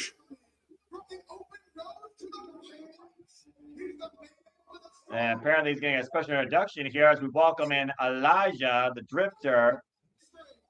You know, he's given us a few one-hit wonders, Walter. It's quite an introduction there. Right? Elijah set for his first singles match. And whoa! Well, down goes Skyler and Hodge trying for a cheap shot here. And the bell rings. This match is officially underway. And Elijah's got to be aware that touch steals and zero still loom at ringside. This is basically the entire order for versus Elijah. Now goozling Ali, able to get the knee up though, and the side headlock being applied. You're going to have to be aware of the entire order four at this point, considering how much the order four has been a pain in his backside and his arm, as Ali has made Elijah taste his own guitar twice. Swing and a miss, and Ali up the ropes again, picking up speed here, outpacing Elijah, but popped up. Oh my God, what a pop-up powerbomb! And the cover, shit out, a kick out of two by Ali. He got all that pop-up powerbomb. Good Lord. Is Agent Zero absent? No, I guarantee you he's not. But I'm not. I don't see him. Elijah's suffering, of course, a torn left tricep injury. I see the gray hands. I see the Boricua badass. I don't see Agent Zero out there. Well, he was out there a moment ago. Again, we know that Mustafa Ali will call his Secret Service when needed, so maybe Mustafa Ali will actually not need him tonight. But never count out Agent Zero. And don't count out the great hands either, as again, you see him trying to come on the attack. John Skyler, though, oh, Elijah dropping him jaw first on the apron. Well, that's what happens when you get involved. Jason Hodgelo trying to get involved, eats a back elbow. Elijah, again, great scouting. Big mule kick taken, Hodge down, and the great hands have become nothing but bad hands here. Oh, and Ali throws himself to the top to a seat, taking advantage finally. He keeps doing that kick. I think he learned something from that horse, Noah. Well, I'm sure he's been on the desert on a horse with no name because Elijah was once a different name. Take a look at the replay here as Ali throws caution to the wind, literally throwing himself into the head and shoulders of Elijah. You got to consider there's got to be a sense of desperation here. Ali wants to remove Elijah from his plans to go back after the TNA World Championship. That's got to be Ali's mindset for the year, clearly, especially considering who's holding it. Who was the first person to oppose Mustafa Ali's campaign towards the world title, in which we need great leadership? It was Mike Santana. And Mike Santana now is once again the guy in TNA wrestling. Mm-hmm. It was last year at Rebellion that we saw in that Falls Count Anywhere match where Mike Santana spun Ali's block and where Ali lost his confidence. Oh, Yeah. big kick point there against Elijah's chest. Now Ali right now teeing off against Elijah here. And you also got to consider with all that time he was out injured, standing moonsault by Ali and the cover on Elijah, hook of the near leg and gets a 2 count. Ring rust has to come into play here for Elijah here too. Yeah, it does. And Ali with that beautiful non-traditional offense, man. He makes some moves look great. And right now, you see the hammerlock applied on Elijah's arm here, modified Kimura, double wrist lock hold. Of course, you can see more of these techniques being involved here when Walter, of course, covers UFC and MMA. We'll talk more about that after this match, folks. And again, though, you see Ali in full control of Elijah after his family got involved on his behalf. The order for is ride or die on Mustafa Ali's campaign, thanks to Tasha Steele's manipulation, if nothing else. I would say if Tasha Steele was not involved in this, the order 4 would be no more. Great escape. Oh! Ooh, got caught up in the ropes. Yeah, about to say, big whiplash effect there against the top and middle ropes for Mustafa Ali, who did land on his feet. Now, Elijah trying to get feeling back in that arm, looking to come in. Oh, and Ali rolled him with that neck breaker. The interception, well scouted by Mustafa Ali here, Walter. Mm-hmm. With that own neck breaker. I thought he hurt his own neck. Ali catching the boots and messy landing high on the head of the attempted standing moonsault once again. I thought he hurt his own neck sitting there when he got caught up in between the ropes. Yeah, let's go ahead and take a look back here at the replay. There you see Ali already rolling in as Elijah was on the run before he turned around. His own momentum working against him as Ali caught him with that neck breaker. Mustafa Ali and Elijah right now meeting in center on their knees. Mano a mano, one-on-one, straightforward, close combat here so far in the middle of the ring. Now Ali getting the better of this exchange as both men stagger to their feet, get to the midsection by Elijah. Elijah, of course, who of course believed in Joe Hendry when Joe Hendry was once TNA World Champion, has already had a chance for the TNA World title last year against Trick Williams. And again, slapped to that arm that Ali worked over. Elijah, though, hooking Ali, double underhook takeover. That was beautiful on the shoulders from the powerbomb. Oh, God, super kick. What? What that hilarious. That's a hell of a way to spin on the dime, turning Ali inside out, upside down. Waist block. The standing switches change here. Both these men very active right now, counterintuitive to their opponent. Oh, and the clap disorientating Elijah. Jumping knee strike, catching Ali with the run-in. Back press, looking near later. Where kick on it too? As he got the right shoulder up. Tasha Steeles with a sigh of relief at ringside there. Almost had a heart attack there, it looks like. Look at the replay, folks. You're watching with me as boom! Elijah caught Ali flush with that jumping right knee. And Ali stays in this fight as any great leader, of course, tries to demonstrate. Now up on the shoulders, looking for maybe the runaway man's farewell. That driver, again, able to create separation. Ali catching Elijah. Up on the shoulders here, great strength being demonstrated. Death Valley driver. Great display. Ali cover, hook up near leg kick on that too by Elijah. Elias is not a small man to pick up like that. And Ali, though, staying confident, looking at maybe for that 450, that will certainly put away Elijah, especially if it's to that already repaired arm. And Elijah in the drop zone. Ali rolls through as Elijah rolled inside, up and around, with the tombstone. To the Highwayman's farewell, they're coming! Ali somehow breaches out. Whoa. That's a hell of a show of resilience and defiance. Out literally on your own 2 feet, bridging out of the Highwayman's farewell, that tombstone pile driver. There's no way Ali kicked out of that. That's great. Well, how far are you driven by your own success, Walter, let alone to pursue it? There was this time last year when Ali made his return shortly after Genesis, looking to become the next great leader of TNA. Now, at Genesis, he's starting that new beginning, hopefully with nothing standing in his way. And Elijah right now is the only option that stands in his way. I think that kick out kind of pissed Elijah off because these chops got a little oomph in them. Yeah, I'm about to say, how pissed off is Elijah at this point? Oh, Ali buying the freaking biceps of Elijah. Ali, though, oh my God. Elijah might be looking for the Highwayman's farewell out of the corner. Oh, dear Lord. Oh, he's on the top rope tombstone, isn't he? Yeah, exactly. And the Great Cans come in the aid of their leader by Tasha Steeles to stress the official and create separation between Ali and Elijah. Elijah again just lets the great hand. Drop kick by Ali, but Elijah does not fall off the turnbuckle. The height he had to jump to get to Elijah. And remember, Ali. Oh, wait a minute, Elijah! Planting! Sit up, Papa! Are you kidding me, too? Oh, what the hell? Is that Agent Zero? Pull the official off the ring!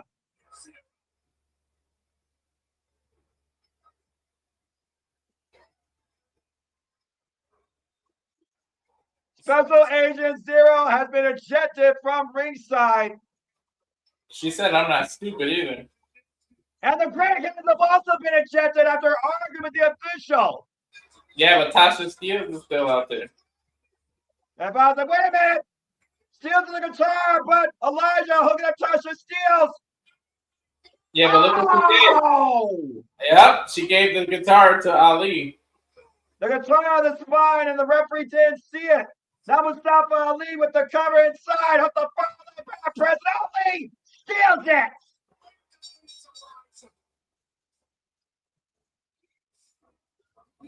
Oh, shit. I think I picked Ali. I'm not sure. We talked about it before. Ali will do anything it takes to win. And his Order 4 family did it once again for him. Tasha Steelz with the guitar was about to be planted on her head with a highwayman's farewell, that tombstone pile driver, and instead Ali played a tune, a sweet victory, with Elijah's back with his own guitar that Tasha Steelz brought in behind the referee's back as the referee was ejecting the Great Hands and Special Agent Zero. It was a full Order 4 effort, a game plan from the get-go that allowed Ali to get the win on Elijah the Ninth. Case of the right hand not knowing what the left hand is doing, distracting with the rest of the people while Tasha Steelz was still around. The mastermind, the master manipulator coming in with the plan once again allows Ali victory tonight at Genesis. I'm sure that won't be the last time Elijah gets his hand on any of those people. Yeah, but it's definitely a bright new beginning for Mustafa Ali. You gotta feel like at this point he has no obstacles now in his way of going up to the TNA Championship. And while we wonder when these two will dance again, we know that tonight will be the final dance of these two men in their first and only ever singles match. JDC goes one-on-one against Eddie Edwards. Dirty Dango. And of course, right now, Charles Schultz lending his thoughts towards this. Good to see him in the chat. He's calm. The feud's going to continue and end with a match that has a horse involved in it to win. Damn. Maybe a new version of stretcher match. We need to tie your opponent's legs to the horse and ride the horse out of the ring. I think he just wants to see a horse involved in a match decision. Elijah's going to have to get a woman's help to take care of the Boricua badass Tasha, and then get some backup against the rest of the Order 4. That's the only way he's going to be able to win. So you're saying he needs to get a roadie and a groupie. Yeah. I'm upset I went with Elijah because I walked with him, damn it. Well, you can walk him back to the trainer's room as he got a guitar slammed across his back.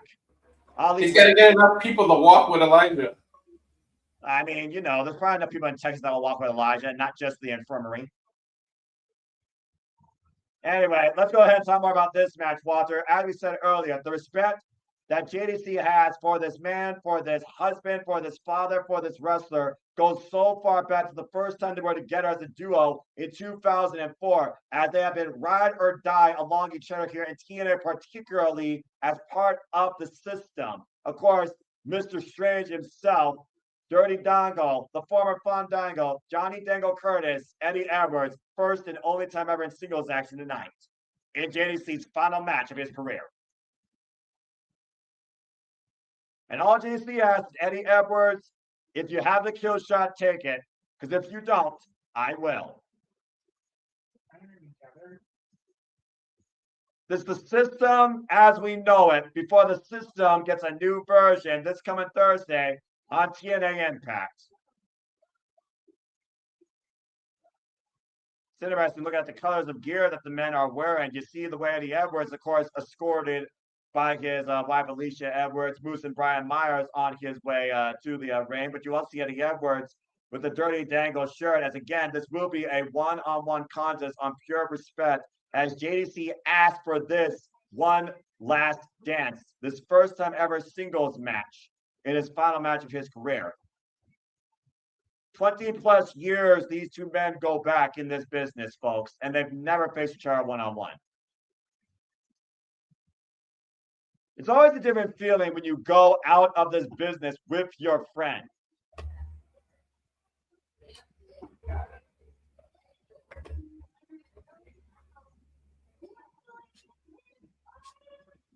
So it came out together, huh? Yeah. You heard what Mackenzie Mitchell said right there regarding what this match means. Look at the emotion on this man's face. Walter, you and I have known Johnny Dango Curtis, the former Fandango. Oh, wow. That just says right there. Talk about memories right there. Of course, honoring the late, great Bray Wyatt. God rest your soul. We've known this man, formerly known as Fandango, part of the Fashion Police with Tyler Breeze. Previously was involved to a degree as Dirty Dango, saying, man, do I hate wrestling. He's always been his own sort of mode in this business, but he found himself complete when he joined the system. Thanks for the dance, JDC. And we're not talking about Fandango here tonight either, folks. Despite the fact this man has a singles win over Chris Jericho at WrestleMania. Imagine Jericho being the system replacement after the Fandango. JDC, who's been involved in this business for 26 years, trained by Bill DeMont. The up and downs and all around for Johnny Dango Curtis, who has not held gold since 2022 in ICW. Previously was the WNXT Tag Team Champion, as the crowd and even the commentators are giving their respect here for what this match means. Shaking the ref's hand and everything. The bell rings were officially underway for this first and last dance with these two friends. The second and last time that Curtis will hear a bell ring. JDC, of course, has been involved in wrestling since he was 16 years old, eye to eye with a guy that has been ride or die in TNA now for the last decade alone. And it's the oh, hey man, don't turn your back. Remember the schoolboy try and get a quick win there. Hey, you heard what JDC said this past Thursday. I'm just saying. And I said second to last, but of course you got to hear the bell at the end of the match too. So if anybody was trying to correct me, yeah, that's why I said second to last bell. That's a fair point there.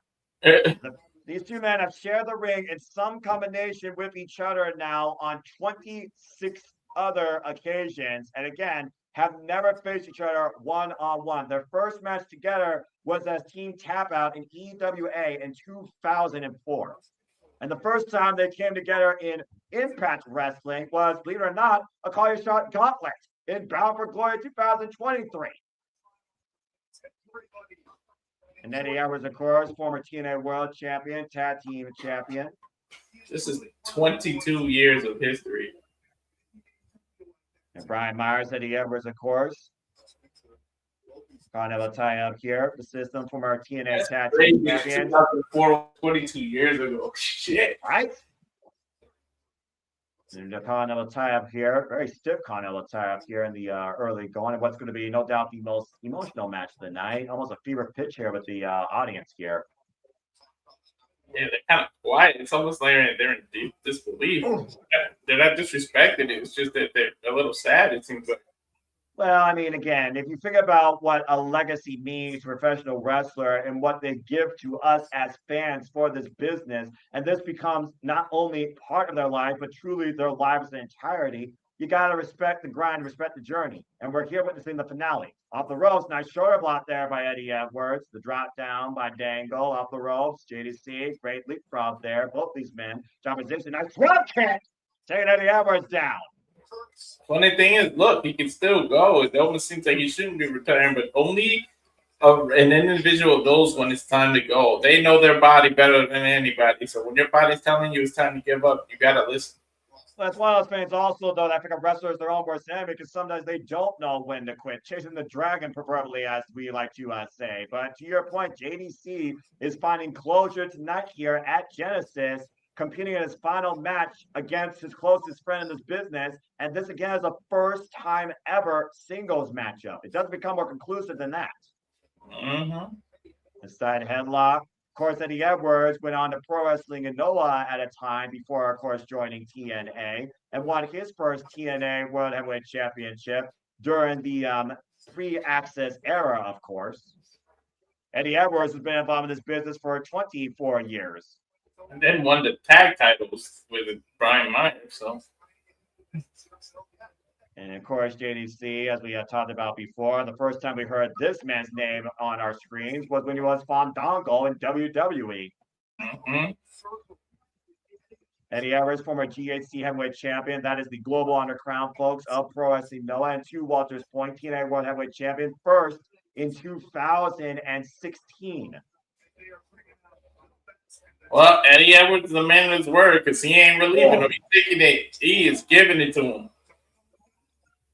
Again, don't hold back. That is what JDC asked for. And we are talking about a student out of Killer Kowalski's wrestling school. Mm-hmm. And pretty much got a surprise roll up earlier on in the matchup, and it's been all Eddie Edwards since that point. Oh, big pop drop again. And we also heard, Walter, this past Thursday, regardless of the result here, he will be done, but he will close this Thursday his career on Impact, announcing the newest member of the system as well. Power slam, nice, hook of the far leg, gets a 1 count. Quick snap power slam too. And shades of the Viper Randy Orton in there. Nice job. And it's also sometimes hard for fans, I think, to distinguish the wrestler and the person because we're so connected to what we see in the ring. We don't think about necessarily the person outside the ring. It's true. Open palm strike again, just lining up Eddie Edwards' chest. At least his family gets to see a lot more of them now. To literally pick your moment, but pick your opponent in your own farewell. That's saying I love it when a professional wrestler gets to go out on their own terms, man. I hate it when there's some other outside factor that decides when it's time for them to go. Back elbow, it's great. Well, again, we talked about before, if your body's not your enemy, your mind is. And clearly, he had a lot of time to think about this. And the Edwards right now with JDC out of the corner at the Frankensteiner. Again, bring everything, leave nothing off the table. Take the kill shot if you see it. You see JDC rolling to the outside of the ring, though. And the Edwards, though, following up, give it the tope suicida, wiping both men out on the floor. And the Edwards, a 2-time TNA World Champion, a 7-time TNA World Tag Team Champion, 2-year point welter, and a 2-time X Division Champion. I think the crowd split. They don't know who to cheer for. And about to say, pendulum swing back and forth here when it comes to momentum alone in this match, it feels like. They're doing tangles within their own mind.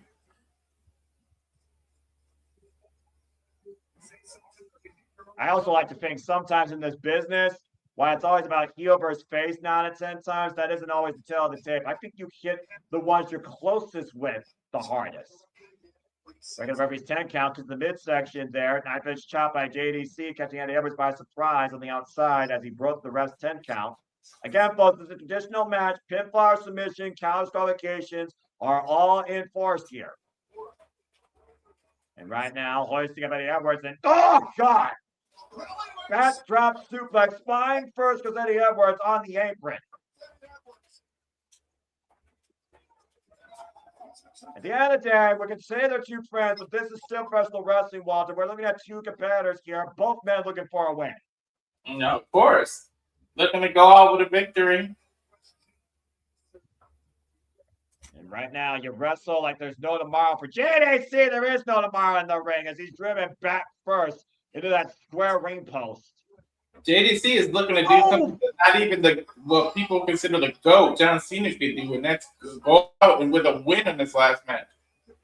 And again, Eddie Edwards, though, slapping his hand against the ring post where bone meets steel. That's a great way to break your knuckles. JDC trying to take advantage here. Big headbutt on the outside. Both men need to be aware, though, of the referee's 10 counts.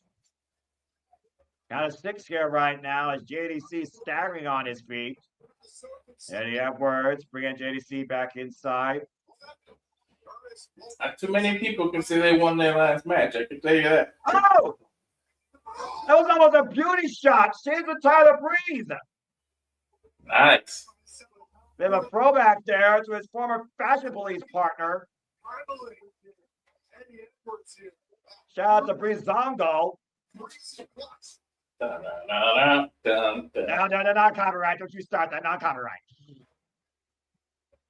Now, Dangle in control here. JDC won his first championship back in 2000 as the STCW lightweight champion. Again, his last title as Dirty Dangle was the ICW heavyweight championship. Of course, right now, you see the way that he's trying to wear down Eddie Edwards with these chops again. You do wonder, though, if Eddie Edwards can throw at the same power with that busted hand possibly. The forearm, though, catching him on the run-in. And notice the rest of the system stayed back. It is just so there's no... An uppercut, big boot, drives over to the outside. Well, the referee understands what this means to both these men. Dale Spencer has seen, whoa! JDC's entire TNA career as well as Eddie Edwards' entire career. And JDC going for broke over the top. Holding his hamstring, too, after that. JDC chants renting out loud and proud here. Take a look at the replay, Walter, and watch the way he lands to your point. Caution to the wind, but immediately grabbing the inside of his left thigh. But he's got all of Eddie Edwards on that move. Count of 2 right now from our official. Remember, both men, folks, have to the count of 10 to get inside the ring for those that have not tuned into professional wrestling. Brought back inside. I don't think he wants to take a cheap count up if he reverse last I don't one. think you men do. Again, we literally talked about it before. JDC says, if I have the kill shot, I will take it. You best take it as well. Don't leave nothing off. Running out with the uppercut. Now picking up speed once again. In the back of the Eddie Edwards in the pursuit. Edwards runs in with a clothesline. And again, though, you see him feeling that collarbone, that arm. Sidestep. Ooh, man, caught in the corner. Now turning it around. The uppercut to the spine goes JDC. Eddie Edwards now hung up in a bad spot. Slingshot, leg drop, bring it back inside, holding a fire, kick on it too by Eddie Edwards. Jade said his finisher a little higher. He usually comes off the top rope with a leg drop. Now he just did a rotating one. Close combat moves with less risk right now in quicker succession have put this match firmly in JDC's offensive corner. Let's take a look at that replay. Yeah, you saw the way the leg landed on the throat there and got a near fall. Now JDC in control, front face locking Eddie Edwards, hoisting him up, pause for a suplex, swing in the miss, Eddie Edwards. JDC though, caught out of the corner, catch a tornado DDT. He's holding on to him. Fucking arrow! Has it done the deal too? No! That's a good combination. Tornado DDT out of the corner into a fucking arrow. Yeah, about to say, great combination there for a near fall. This has been one of JDC's most competitive matches I've seen out of him in a while. Despite his strange nature inside the ring, I think people underestimate what JDC actually does bring to the ring. You think about when he took Josh Alexander quite the distance. As we kick off the new era here at TNA, where Genesis means a new beginning, this, of course, will be JDC's in-ring ending. Live on pay-per-view, folks. Thank you for those that are tuning in along with us live on TNA Plus or watching along with us here on YouTube and Steve Studios. Meanwhile, Blue Thunder Bomb, half rotation, cover 2. No way that was going to end this. His ending brings a new beginning because the system, as we know, will never be the same. But tune in to AMC this Thursday as we get to see what the new system is. Sort of the upgrade or the update on the system. Yeah, but you still wonder what version you're going to be left with tonight. As again, both these men are still locked in combat in this match. Neither one has found the cure to success yet. The formula, excuse me. You got to wonder, though, does the emotional wear and tear on this match outweigh the physical toll at this point for both these men? There you see right now that wrist lock, that wrist hold, submission hold applied here, sleeper applied by Eddie Edwards. JDC going to go quietly into that good night tonight, Walter. Might be. Look at his smile. He's not giving up, unlike somebody. See the smirk on JDC's face right now. Pushing Eddie Edwards in the corner, ripping him off. Cheeky little nod. Oh, runs to that back elbow, though. And Eddie Edwards on the corner on the second. Oh, got caught. Oh, Jericho! No, dude, remember where Eddie Edwards is from. Boston Crab. Oh, Jericho! The Lion Tamer! Right in the back of Eddie Edwards. Remember, he's been working that back this whole match. He's shouting out Chris Jericho at the WrestleMania. And again, when Eddie Edwards Chancellor find his way to the ropes, the fact with the Lion Tamer is the harder you hold it, the easier your opponent can slip out of it. And turning over now, inside cradle, and force the breaker too. Well, we all know the breaker. See? Shouting out to Jericho. Look at the far leg too. No. We all know the Lion Chamber is a version of Boston Crab. So if anybody knows how to reverse it, it's going to be Eddie Edwards, who literally used the Boston Crab as the finisher. If I was there, a hell of a sequence here as Johnny Dingo Curtis, to your point, Walter, is channeling his entire career tonight. Crowd chant, this is awesome. And for the first time tonight, I firmly agree. This is professional wrestling. Bro, this woke up. This is the match of the night so far, to be honest. Yeah, no BS and no flops. Just two men with a pure respect for one another. The front face lock applied now on Eddie Edwards, and Fandango might be looking to send him inside the hard way. Shots to the kidneys, though, by Eddie to create separation here. And again, as this match lingers, I do wonder who is more prepared for the endurance and cardio factor. Both men trapped in the wrist lock. Oh, pulling into a headbutt. Ooh, that was a nasty headbutt. That'll cut you off. Call whatever you want. I call it effective. Oh, God. Wait a minute. No! Inbound crash! Cover! Two, it's over! No! Somebody else is still in it. I thought he had him. I'm not going to lie. I didn't know. This is amazing. Yeah. The match I expected these two to go at it, but I really didn't expect them to steal it. When you literally trust each other for over 2 decades and have never faced each other one-on-one and know that this is the last time you could do this for yourself and everyone that supported you, you probably stop! Look for that leg drop one more time on the corner and hit Nova Canvas. Boston knee party, the cover! 2 many hours, no! Oh, he kicked out of the Boston knee party! Are you kidding me? That's last time you saw someone kick out of that move, Walter? That's awesome. And I haven't seen too many. Man, again, when you literally put your career not on the line only, but in front of everybody worldwide, you are not willing to go quietly into that good night. He literally got all of it, too. Again, will he put another one, though? Another Boston knee party! Oh, it's over now. And the cover! 2, Farrell. No, it's not!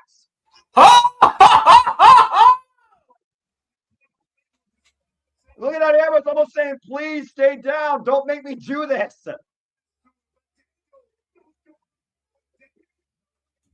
If Dingo's going to go out, he's going to go out literally unconscious before he literally can't pick up the shoulder off the 3 count. He's going to do it again. Brothers to the end before the other bell rings. Thrust kick. And now Eddie Edwards, what the words looking for here? Die hard diver. Yeah, perfect call, Walter. Die hard driver and Fandango. JDC during day was about to die hard with a smile on his face. He knows this is it. Boston knee party. Cover 2. This last dance has concluded. That's it. Wow.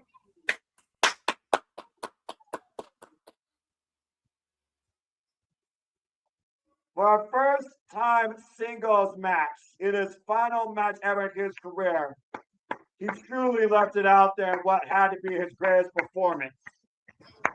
Forget trust in the system. I trust that was a great match. That's what I trust.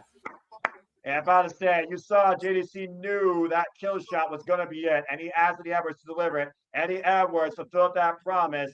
JDC looking up at the lights tonight at TNA Genesis. The system as we know it is done. Eddie Edwards was able to pull that trigger, and JDC was the one that took it straight in the face. I don't think Bullseye. JDC knows where he's at right now. I'm pretty sure he knows who he's embracing, though, as you can see how much this meant, not just to JDC, but to Eddie Edwards, but to TNA and to just professional wrestling as a whole. As you see the locker room also up on stage, Johnny Bravo included.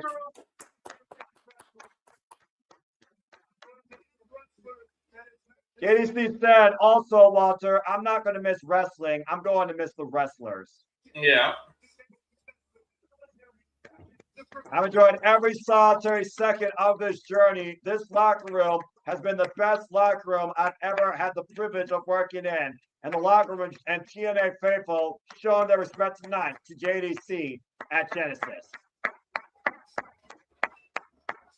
Thank you, JDC. Man, I wish Break the Walls Down would just play and Jericho comes out and hugs him. Wow. Well, That was a lot more than I bargained for, honestly. Shout out to Everything Pro Wrestling also in the chat. Thank you so much for tuning in. Good to see you as well. And again, everyone, say thank you to JDC as we bid his wrestling career farewell forever. I can't lie, I had low expectations, and this really superseded anything I ever thought it was gonna be. I mean, honestly, dude, this surpassed expectations, bar none, when you consider the longevity of Eddie Edwards and JDC and what JDC pulled out tonight as well, channeling his past in the present, as we know what his future will hold. No more professional wrestling. Look, he's even holding ringside doctors. And TNA Faithful, the staff, Matthew Raywolf, Tom Hannigan, who of course been the soundbite of JC's career in TNA wrestling. That's awesome. I didn't Very think it humble would man. I really didn't think it would get to me like that, brother. Oh, there's the sign guy. Yeah, about to say, I always respect the sign guy. You see the system, Gia Miller, Johnny Bravo, Indy Hartwell, Casey Navarro, and select members of the TNA locker room. Frankie and JDC for not just tonight, but for everything he's given to TNA and professional wrestling. That is awesome. Tommy Dreamer, Santana Marella, that son of my gun. Candice Michelle. And he bows out. The final bow after the last dance. Bidding everyone farewell tonight at Genesis. And here we go, switching gears, the injury report. Go ahead. I'll let you go ahead and take this, since you know a figure or two more about what happens to the human body in combat. Go ahead and update everybody, Walter. Elijah's in evaluation after suffering a guitar to the back. Ooh. Say that before racing probably aggravated his tricep that he came back recently. Exactly. Out indefinitely after being put to the eyes by Ariana Grace following that when Stax won the title. That wicked Jezebel needs to be thrown out a window to wolves at the end of a castle.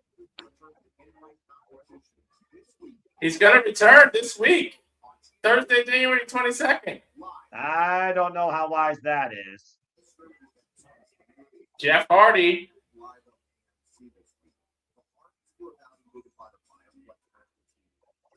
The Hardys were evaluated.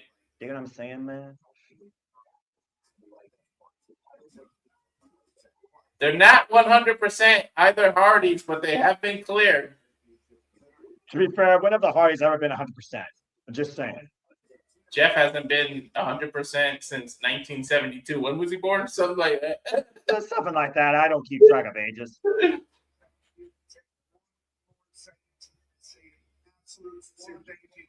Oof. I mean, I think we do have new TNA tag titles, but man, you can never count out the Hardys, to be honest. That's true. But anyway, before we move on again, just one last time, a humble thank you to JDC. But we have to move forward. And as you talked about, Walter, we saw a very disgusting display this past Thursday on Impact when Vincent literally padlocked and chained Jeff Hardy's ear to the ring post through that hole, while Matt Hardy suffered a swanton bomb at the hands of the righteous. Mental warfare on full display, putting this match in favor of the challengers in more ways than one. That wasn't very righteous of them at all. Well, we still know, of course, tonight, based on injury report, we will still have the TNA World Tag Team Championship match later tonight at Genesis. Here we go. From JDC to this. Well, I mean, I did talk about Strange, right? It doesn't get stranger than Little Brother versus Mara Sade. I forgot this was a match, folks. So if you want to take a bathroom break, feel free to, unless you want to see Mara Sade super kick Ryan Nemeth's orange spray tan off his face again, because coming up next, it's Mara Sade versus Ryan Nemeth. I'm going to take you off and go do the Roman Reigns Liaki thing. I'm going to take you up on that.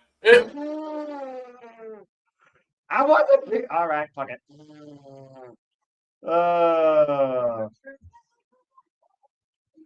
So, folks, let's play a game. Over or under 5 minutes. Mara Sade versus Ryan Nemeth. Let your thoughts be known in the comments now. Ryan Nemeth, the most obnoxious thing on your television screen since The Miz from the real world when he first arrived in WWE. Every chance that Marcy has gotten, though, she's super kicked this idiot's face off our television screen, and I've loved it. It's been a running gag, actually. And it's gone even further than that, backstage to the point, as soon as Marcy sees Ryan Nemeth's face, she kicks it off. That's freaking funny.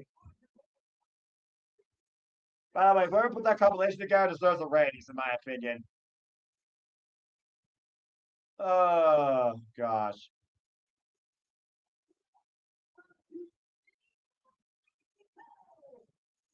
Marcia, of course, has been endorsed by the Hardys for her artistic prowess and potential in the Knockouts division.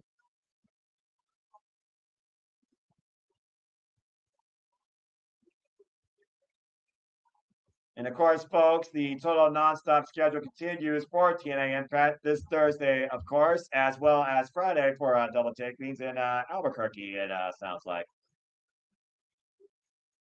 Very rare, though, to see an intergender matchup here in TNA as of late. Damn! 3 minutes, Dwayne Atkinson says. Yes, Dwayne Atkinson, that is my trivia brother Paul Mead behind me here, fellow TNA faithful. He says hello. And Paul says hi. Hi, guys. He doesn't say hi, guys. He just says hi. That being said, the bell rings. We're officially underway here. Start your stopwatch, folks. If you haven't already. 10, 11, 12, 13. Yeah, man. I was hoping that it'd be over. They're calling him a tie-up here as Ryan Nemeth finally puts his hands on Mara Sade. Referee for this contest, Frank Costello, as he blows a kiss. Hey, she signed a contract. He can legally put his hands on her.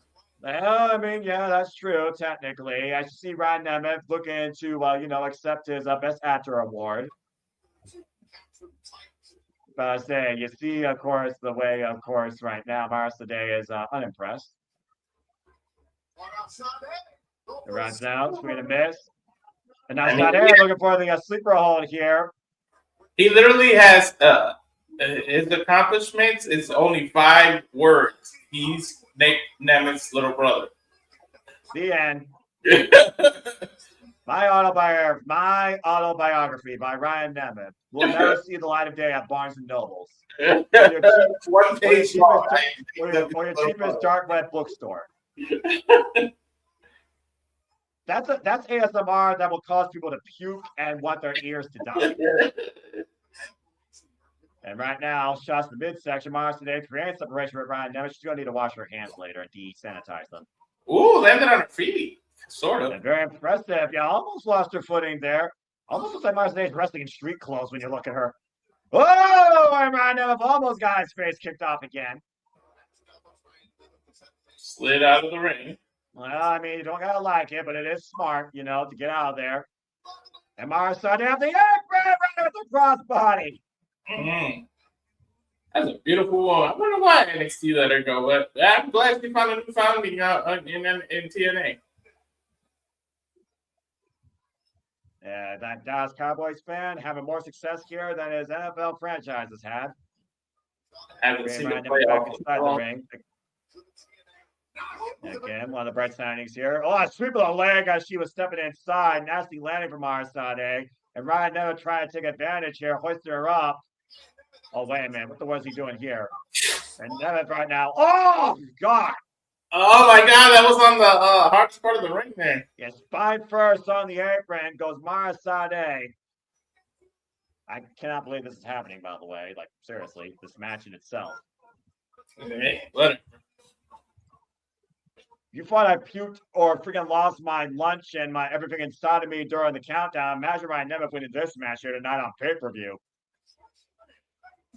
The cover, very like a days ago cover. That was worse than the narcissist. Gets a 2 count. I honestly wonder how delusional men could be when it comes to getting a woman's attention. And then I see Ryan Nemeth. And slap his face by Mara Sade. He has a crush on her. That's why he's so obsessed with her.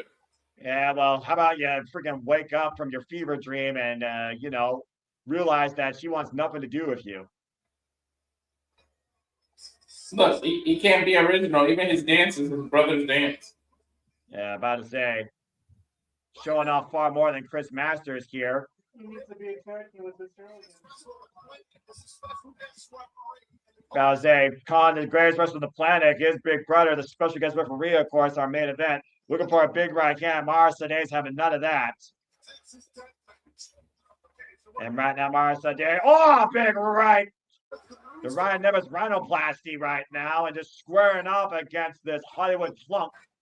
Drop kick. Ryan Nevis staggered. Mara Sade, though, fired up good. Driving Ryan Nevis to the corner. Held up no three like a woman. They're not even from Hollywood, California. They're from Hollywood, Florida. They try to make it look like it's California. Well, there's a reason why there's more stars in California and there's more, disasters and alligators in Florida.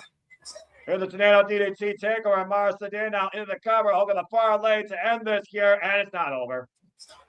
Not that she needs help. I do give Ryan credit, though. He is making her look good. Yeah, but I'll say, taking a look at this, to your point, great Tornado DDT out of the corner. Well, I mean, when your brother's the show off, you got to know a thing or two about showing off yourself. Mm-hmm. Oh. Did he just rip her to the eyes? Come on. Yeah, he just ripped her in the eyes, exactly. Now up at the fireman's carry. Trying to turn things around. Now look for the drop down. Ryan Nevis hooking the leg, grabbing the ropes, and the referee catching him. Hook, line, and sinker, thankfully. Oh, look at that. A referee with eyes. Yeah, who would have thought? Whoa, what a sling blade. Damn, that'll make Finn Balor jealous. And right now, Mara Sade is still framing her spine, though. And Ryan Nevis, drop kick to Mara Sade. Ooh, and her leg got caught up on the top rope. Her leg got hung up. Nasty landing there. There you see Ryan Nevis. He's got the leg up. Are you fucking kidding me? He literally needed rope leverage to win. That is the biggest embarrassment in Mara Sade's career.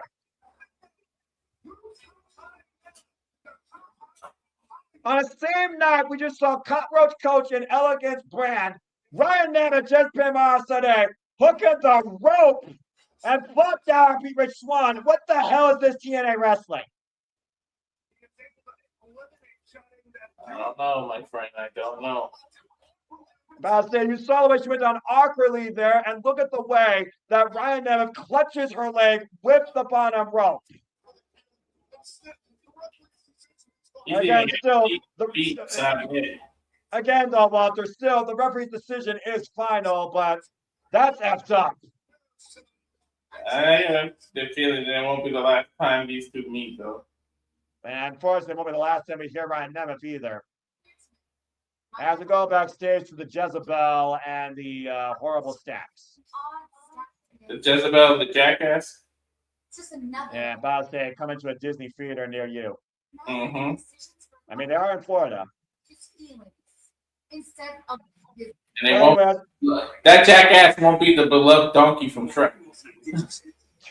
He wish he had a donkey face. Lazy jackass.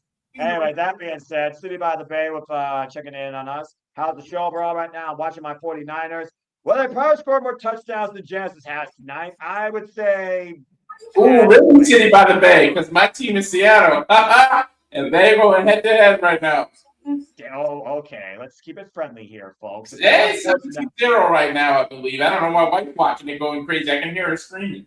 Okay, fair enough. That being said, if you want more sports analogy, check out Stepway Sports Bar Monday nights. He keeps covering Monday Night Football. But I would say adequate. Walter, what do you think this show has been so far for all the night?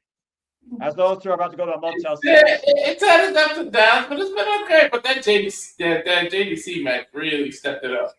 Well, let's see how well the Knockouts step it up, where the Knockouts title, the only title that matters in TNA Wrestling right now, as two warriors collide for it. It's TNA versus NXT as Layling Lee defends the gold against Zarya. So Ruka, of course, being Zarya's corner. And, of course, Brookside will be in Layling Lee's corner. There's the tail of the tape. You see the height advantage on Zarya, the former Delta. Signature moves, of course, the Warriors' way versus Soul Destruction. Layling Lee is the reigning TNA Knockouts World Champion, while Zarya has challenged for 4 different titles between TNA and WWE since being part of NXT.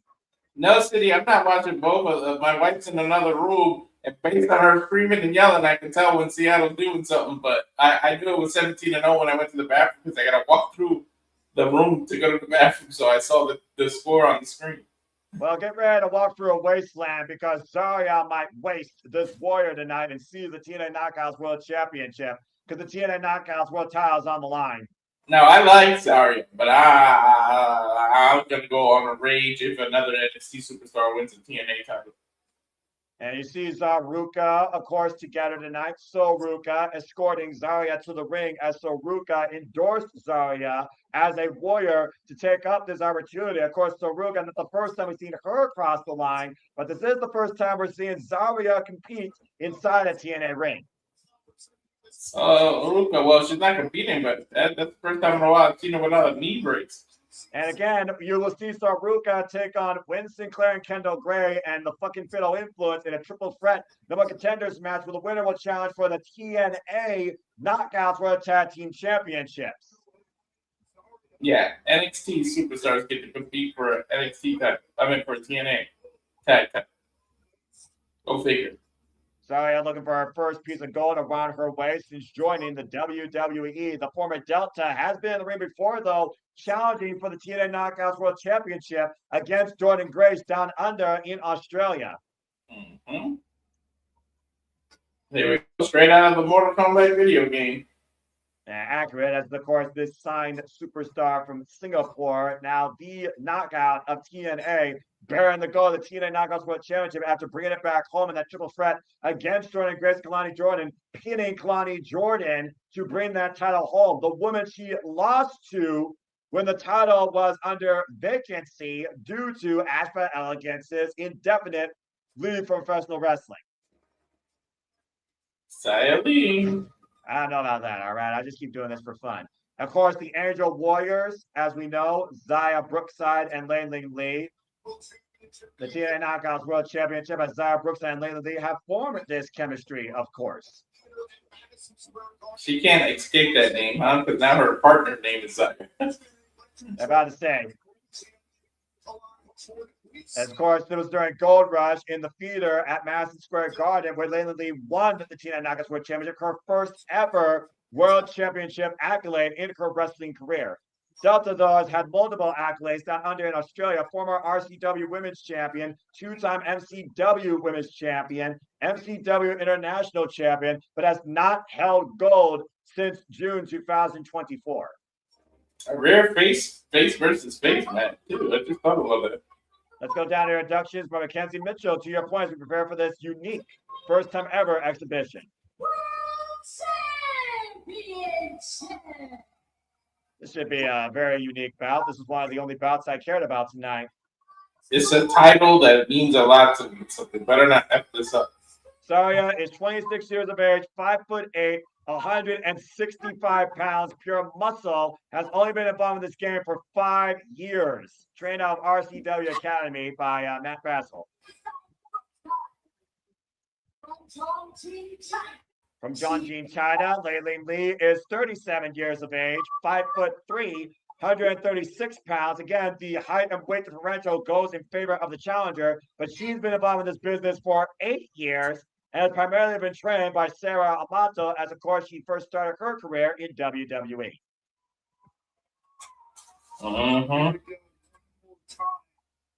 One more time here, TNA Knockouts World Championship on the line. This will be Lei Ling Lee's second defense. Ironically enough, her first defense was against her tag team partner, Xia Brookside. The TNA Knockouts World Championship, the cornerstone of what has been my status quo of women's professional wrestling on the stateside front since 2008. First held by Gail Kim, following a lunacy by Awesome Khan, Jordan Grace, Taylor Wilde, the beautiful peoples, Angelina Love, Velvet Sky, and Madison Rain. And of course, one of the most definitive champions of recent history, Monster Slammers Jordan Grace and the virtuosa Diana Perazzo. Oh, something just happened. My wife's fighting. Continental tie-up here, stiff continental tie-up here in the middle of the ring. As of course, right now, this is a battle of warriors being echoed out here tonight as booked this Thursday night on Impact. I don't think Lady will back down at all. And of course, Dani Luna, she will get a match, folks, by the way, for the TNA Knockouts World Championship, regardless who wins it here, because she is contractually obligated a match for this title. What was she having? Visa issues? Apparently. A swing and a miss right now. And Lei Ling Lee caught in the grasp of Zarya. Clearly, Zarya is going to outpower Lei Ling Lee this bout. Lei Ling Lee is going to have to rely on her mixed martial arts background here. She's going to have a chance and break Zarya down. Oh, Lord. She's going to have to take a page out of Ali and just stick and move. You would know, Mr. UFC expert, and stay tuned, folks, where Walter Cruz brings you coverage from Paramount Plus upcoming for UFC and MMA, as well as Dragon Plus Sport. That and so much more this counter here. Again, Lei Ling Lee cut out of the corner, and the power of Zarya taking over, hoisting up Lei Ling Lee in the stalling vertical. Beat her down hard in the camp. Bro! Cover, hold the far leg. It's a 2. She basically did that one arm. The other arm she just kind of used as balance. Of course, we have seen Soruka be here in TNA in the past. And of course, we've also seen Soruka challenge for Go Together last year at Evolution, of course, for the WWE Women's Tag Team Championships. Nice sweep of the leg there. Running knee strike, clocking Zarya. Zarya down to a knee. Follow-up drop kick. Zarya sent up and over, staggers to the corner. Nice running drop kick. Ling Lee right now, bit of momentum following in. Not sure if he's looking for a monkey flip or just trying to mount Zarya right now. I would definitely say match of the night, though, was JDC. Versus Eddie Edwards. And I do think Ling Lee is trying to lead the knockouts forward, considering what she has put herself through to get to this point. Remember, she just was re-signed last year prior to winning the title. Yep, she re-signed and then became champ. And right now, being literally with TNA Savior because it was in the hands of NXT. I was about to say, you saw the way that Lei Ling Lee was literally being deadlifted there, almost a stranglehold by Zarya in the corner for the 5 count. How you break a warrior's spirit, you break their body, you knock out their breath. Here's the cover, look at the leg. And I gotta think that lackadaisical nature by Zarya cost her there, Walter, as she took a moment in before she went for that fall. Yeah, exactly. And Lei Ling Lee, Irish whipped into the corner by Zarya with a run-in side attack. So Ruka, of course, encouraging her partner. Vicious. That's hilarious. Cover, hook of the far leg, and a 2 count again. Aggressive. I was talking about the one in the turnbuckle. Then she pulled her into another nasty one. Yeah, I'm about to say, everything Zarya hits you with, it sticks.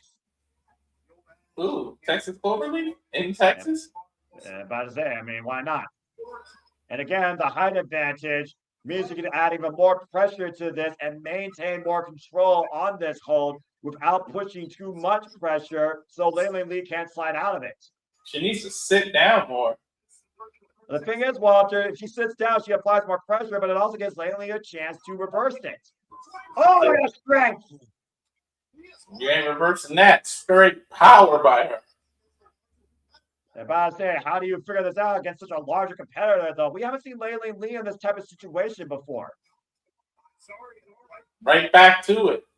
And again, maintaining position in the middle of the ring as well, leaving no breathing room for the champion. Again, folks, TNA Genesis has to be a pinfall submission inside the ring. In the last counter year alone, we've seen the TNA Knockouts World Championship go to NXT on multiple occasions. Don't remind me. And right now, Lei Ling Lee trying to escape the grips of Zarya, regain control here, create separation though. Block that boot. Oh, wow, there go pick.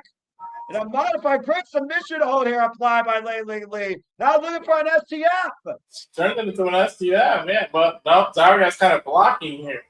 I'm about to say the power of Zarya coming into play, turning her over. Now going into the cover. Gets a 2 count. Nearly had a new champion there. That was nice. Nice way to reverse that. Now Zarya once again with Lei Ling Lee up on the shoulder. Reverses out of it, though, pushes Zarya into the corner. You just when you think you have her delayed, just comes back. Well, who do you think this match favors more at this point? Zarya's inexperience in a TNA ring or Lei Ling Lee being the champion here? I think the heart of the champion is what is going to come through. Zarya is just on fire. Yeah, man. Shot right to the midsection there, bending her over. Big rising knee strikes, sends Zarya up vertically, and a big super kick. Sends Zarya up and over into the corner. Yeah, powers her, but man, I mean, all it takes is 3 seconds. Lei Ling Lee with a background in Kung Fu and Muay Thai, by the way. Again, blocking the boot. Back elbow Ooh. connects. Nice back elbow. As they try to pick up speed, trying to pick up some power forward here, channeling her inner warrior, running in. Launches into the corner, and again, mounting Zarya. It's keying off here right now. You see Soruka trying to warn her partner, and Zarya encouraging her Angel Warrior. She has her by the leg, though, at the same time, though. Yeah, you see right now, since the emergency there on Soruka's face on the outside, Zarya might be on her feet. Right to the top of the dome with those forearm shots and those fists. What was she going for? I say she's strong enough to hoist Zarya up into what looks like a suplex. Looking for Warrior's way. Again, push back in the corner, blocks the boot, eats a forearm. Again, Zarya staggered, but still very much in this. And now Lin Lee, the pump handle. The big opportunity there, the pump handle suplex. The cover is that enough to retain? Kick on it, too. That was almost like a pump handle exploder suplex.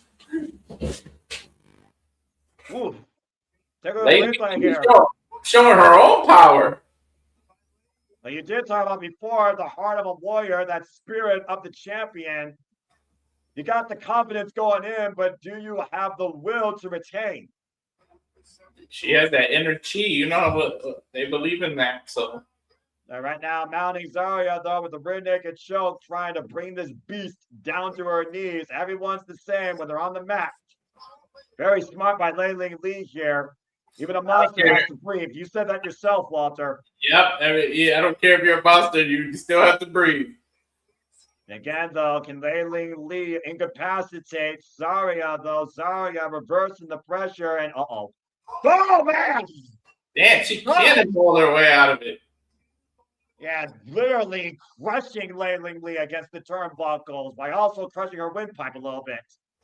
Look at Zarya. Look here. Big cannonball starts, and again, high angle on that bottom turnbuckle with Lin Lee. That's one way to get somebody off your back, Will. In the cover, though, drive towards center again. Kick out at 2 by the champion. Yeah, I appreciate you sitting by the David Bay. You're an awesome dude. And right now, again, title hangs in the grass to once again go to NXT, previously held by Jessie Jane, Kalani Jordan, Ash by Elegance, Masha Slamovic in the last calendar year alone. Average whip. Toss in the corner.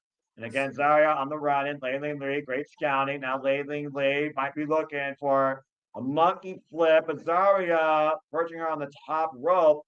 But now Lin Lee brings her up and over on the air. But Punch was going to go for a dripping armbar there for a moment. They both landed on the apron here. Yeah, on the edge of disaster, though, because we know how dangerous that apron is and how short your footing can be. There is disqualifications. There are countouts enforced here in this sanctioned championship match. Pump kick by Lin Lee. Pump kick by Zarya. Both these women right now, tip for tap, move, but Zarya hoists up Lin Lee. Oh, no. Oh, God, backdrop suplex on the apron. Ooh. Good grief. Spine first again, as that apron has seen enough spines for one night, Walter. Tell me about it. And think about from Zarya's height as well. That is a horrible landing. Both women, what the hell are these two doing? Yeah, Heather and M by Elegance watching on from the entranceway. What the hell do they have anything to do with the women's title? Don't forget, Soruka has a chance to earn a challenge for the Knockouts Tag Team Championships. Who holds them, Walter? Nah, unfortunately. And the Angel Warriors have also had previous intentions and chances at the Knockouts Tag Team Championships when Inspiration held them. A spear by Zarya! Breaking Lin Lee in half! Dude, she literally broke her in half. Might be looking for the F6. Oh, no! She clapped the referee! Shouldn't have! Zarya in the cover! No official, though! We might have had a new champion! Soruka trying to get the referee to come too, and Zarya Brookside checking on the official as well. Zarya has no idea what the hell just happened. Don't ruin the match. Trying to get involved here. So Ruka and Zaya wiping them out. And it looks like we got some unwelcome guests to this party. And so Ruka with the wipeout. Crossbody wipe out the Elegance brand. And Zaya Brookside with a crossbody soaring, wiping out these idiots.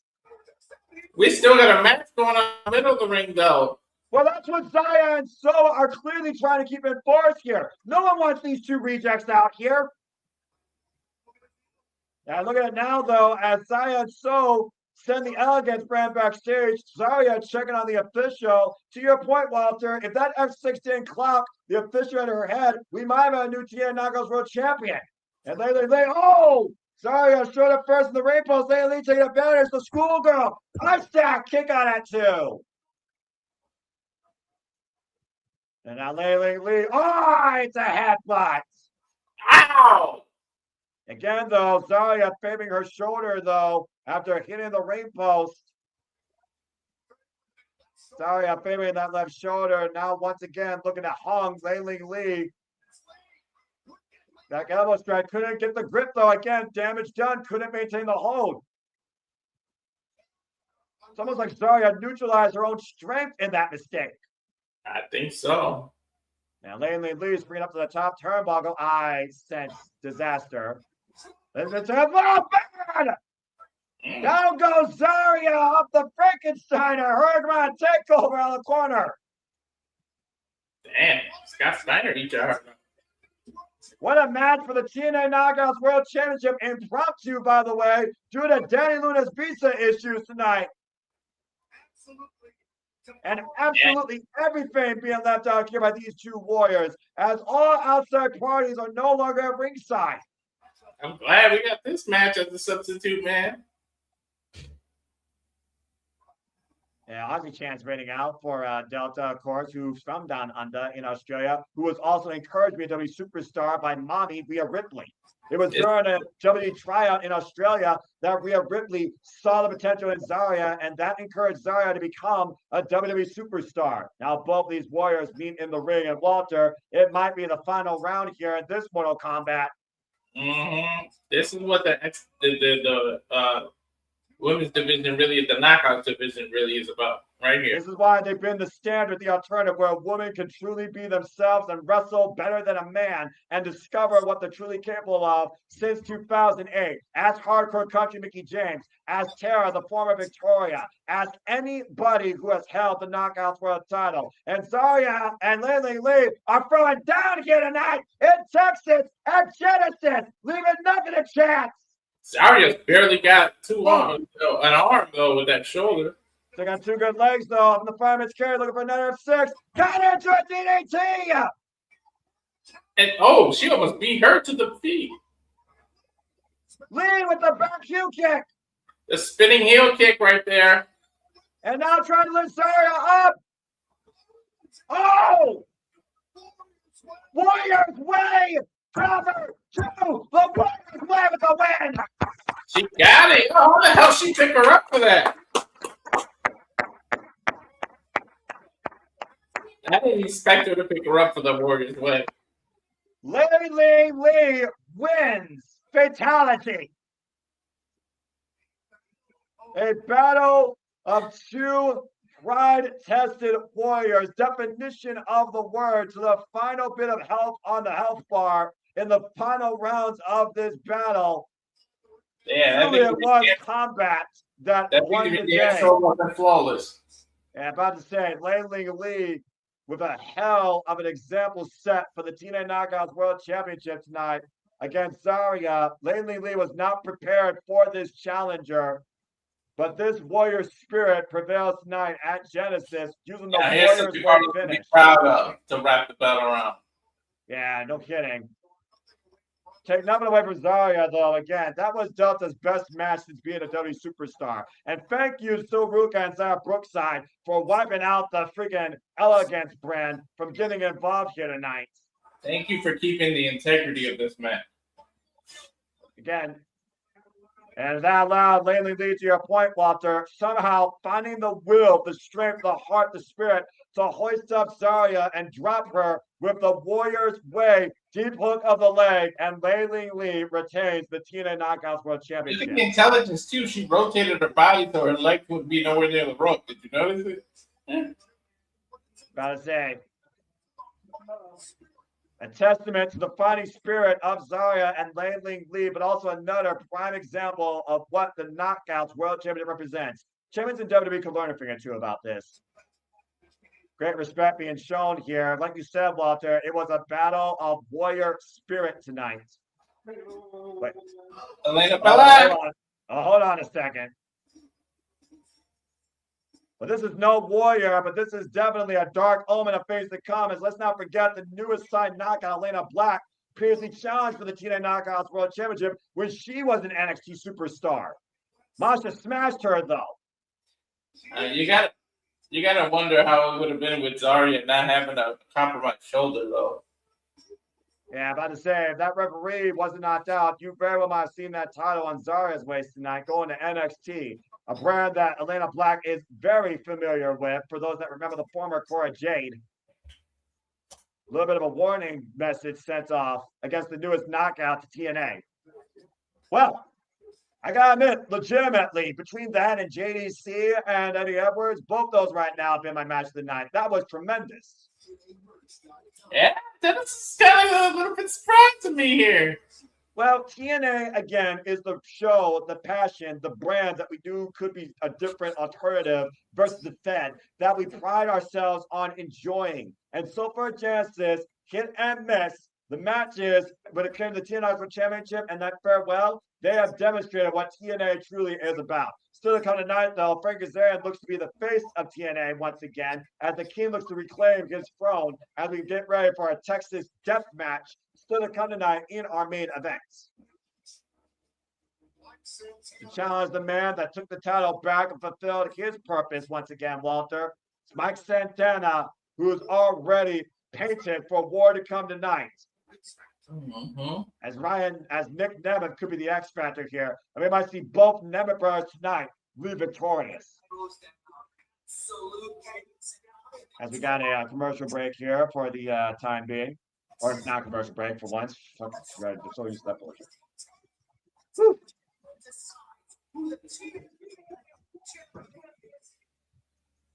A 10 count decides who the TNA World Champion wins. That's right. Remember, a Texas Deathmatch, for those that don't know, it's a 3 count first on a person and a 10 count to not stand up after. That decides the winner. Yeah, let's go ahead and take a look at some and all the power to Miss Sand. Stop it, dude. Stop it. So Walter, what's been your match of the night? JDC and Eddie Edwards with the TNA Knockouts World Championship match at this point. That's good. Only because elegant interference in it. It was just straight one-on-one. Yeah, I gotta agree. And it was pure respect on that match. Speaking of respect, there is no respect here. See what I'm saying, man? As we now see if the Righteous can seize TNA Knockouts Tag Team Champion, TNA Tag Team Champion, excuse me. TNA Tag Team on the line as the Hardys defend the gold against the newly signed Vincent and Dutch, the Righteous. Do you guys think Lee is a major player? After tonight, absolutely. What was the question? Do you think Lee is a major player? Mm-hmm. I mean, the testament to a fighting champion taking on an unknown challenger 2 days before the fact, and an invader, let's call it what it is, an invader, and winning, yes, that's a major player. Jay Cargill, learn a thing or two what it means to be a champion. Especially after she just proved it. 72 days of absolutely nothing. She's more lazy than Chris. She's more lazy than Chris Adonis. Exactly. And he was never world champion. Hardys have shocked me a lot of times, but man, the Righteous is just. I mean, they're in their head, and you know how hard it is to get in the Hardys' head with everything they've been through. But considering the charismatic Enigma is Enigma of mindset itself, the Righteous, who literally might be looking to turn the Hardy's worlds upside down, have a huge opportunity in doing that tonight. See what I'm saying, man? Righteous might have made a mistake and awakened the brokenness in these two. Well, let's go ahead and look at the taglines here real quick. Because that 5 resolution, the Righteous confronted the Hardys, and Vincent and Dutch abducted Matt during a steel cage match, as the Righteous have targeted Matt and Jeff's families. They have made this beyond personal versus professional, Walter. To the point the Hardys were willing. It was the champions that were willing to put their titles on the line to put the Righteous to rest. Do you dig it? I mean, I've always done the Righteous.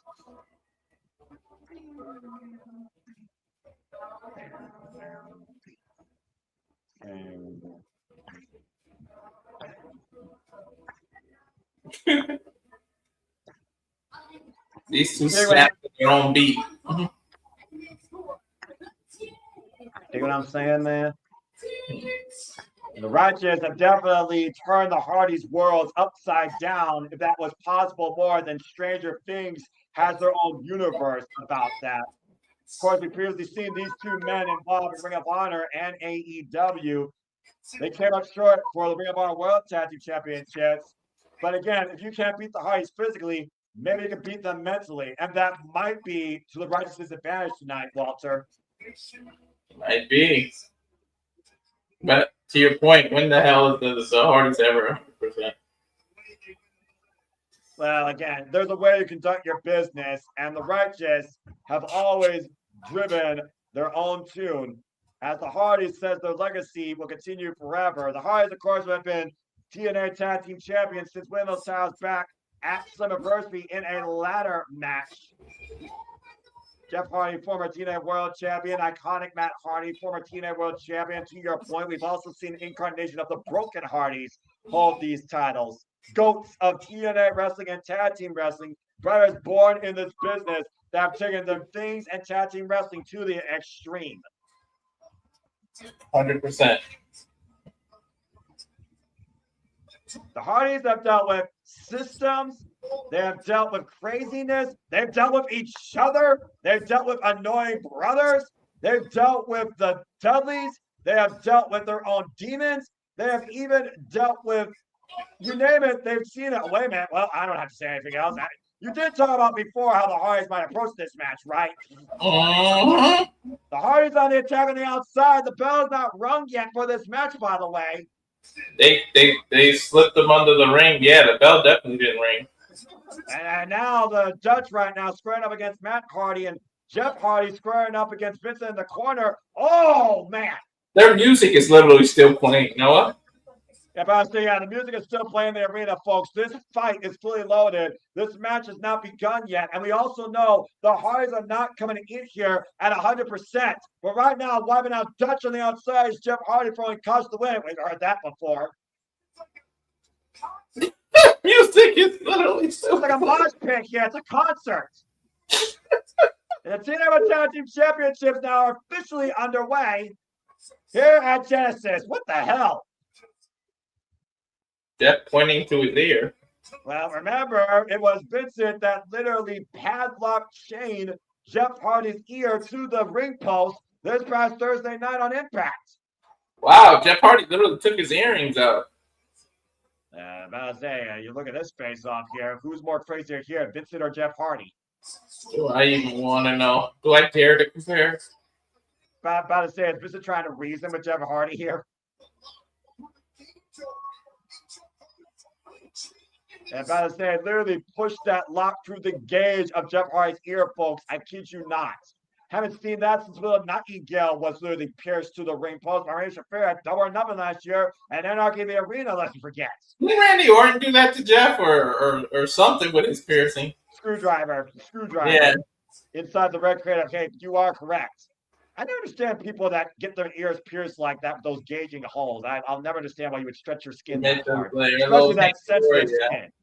How sensitive your ears are and stretching them that far versus just having a tiny hole in it. What the fuck are you thinking? I used to have 4.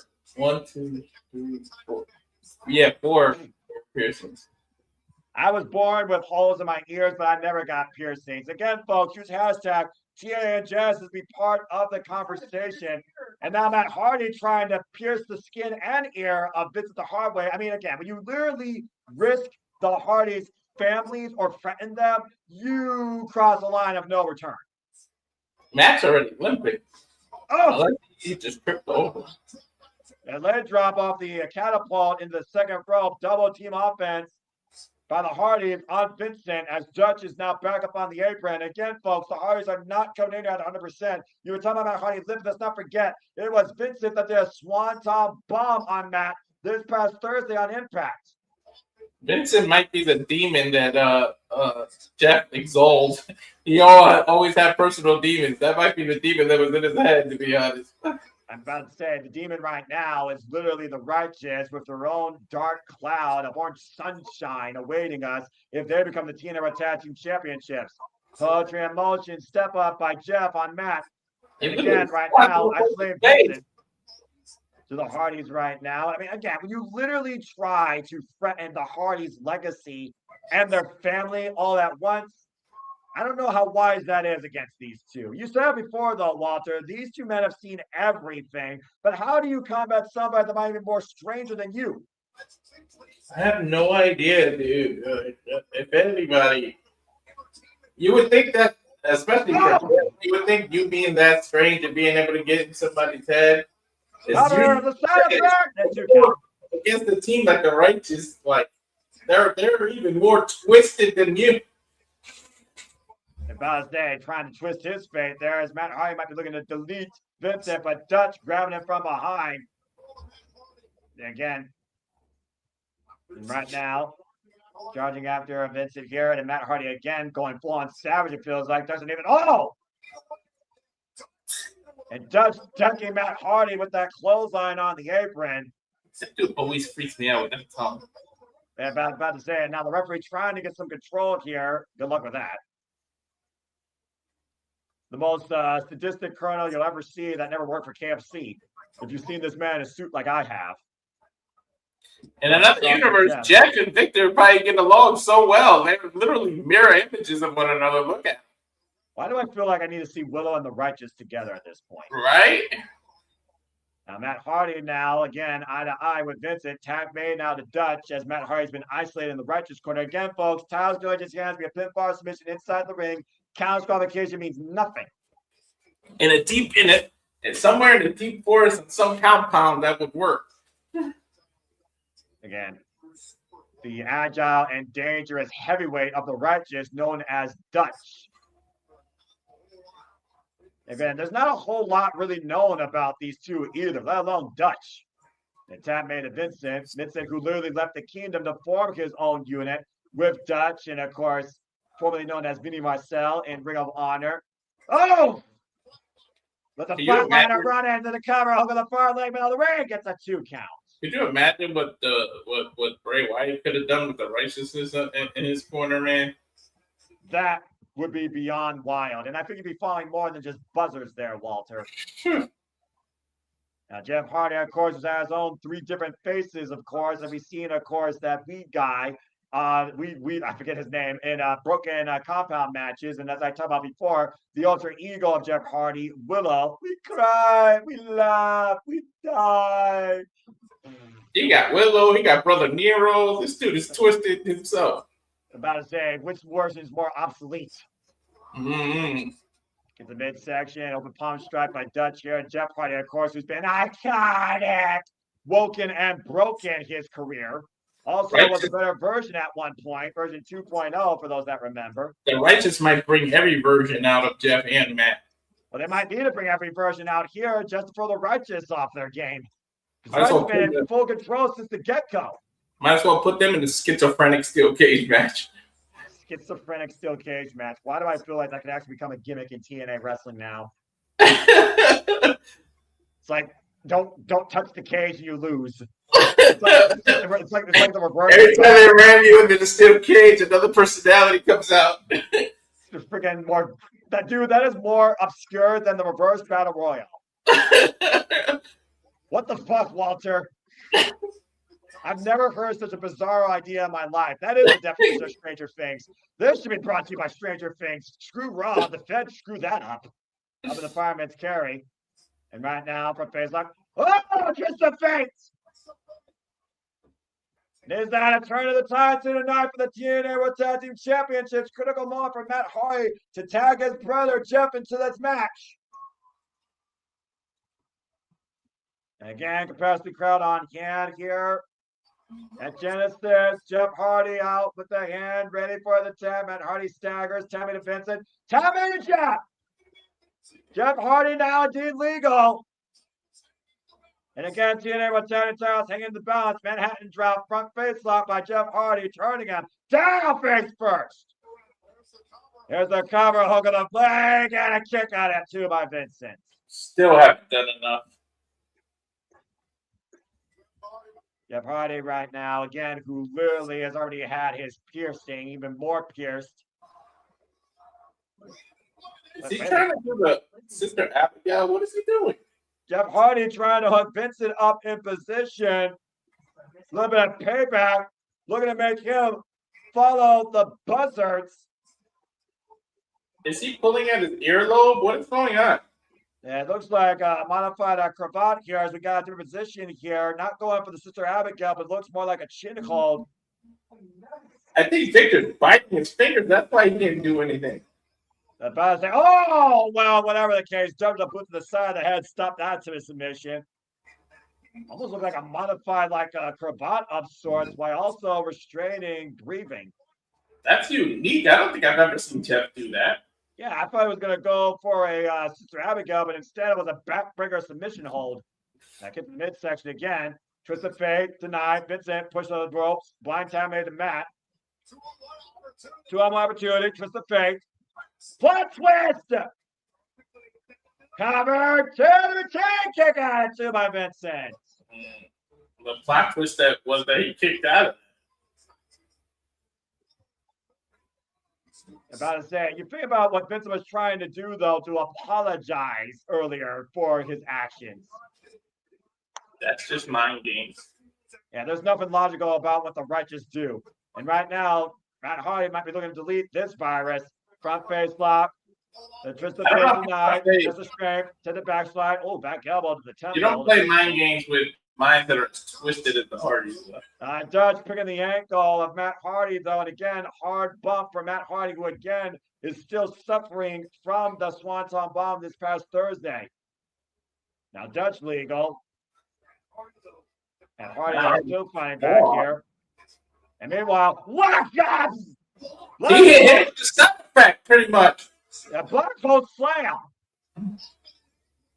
And again, cheap shot to Jeff on the apron. I think that was also the Jeff's temple. Big Boss Man would have been proud. Yeah, Rogers right now in the driver's seat to win the TNA World Tag Team titles. Why would you tag a man who was just getting beat down half the match back in when you're fresh? Well, it's a 2-on-1 right now. They might be looking to take a page out of the Hardys playbook. As Judge right now with Matt in the front. You gotta be kidding me. No way. Twist the fate by Judge to Matt. And a swanton by Vincent. Because the righteous seize the tag titles using the Hardys playbook. Here's the cover. Hook the leg. And Jeff pulls Vincent out for the save. Vincent pulled Matt rolled too close to the ropes. Oh, and Jeff said face first on the ring post. Again. Oh, man, Matt and Vincent collide in the middle of the ring. Good grief, this match has gone all sorts of ways of non-normal. The Dutch right now, what the hell is this man thinking?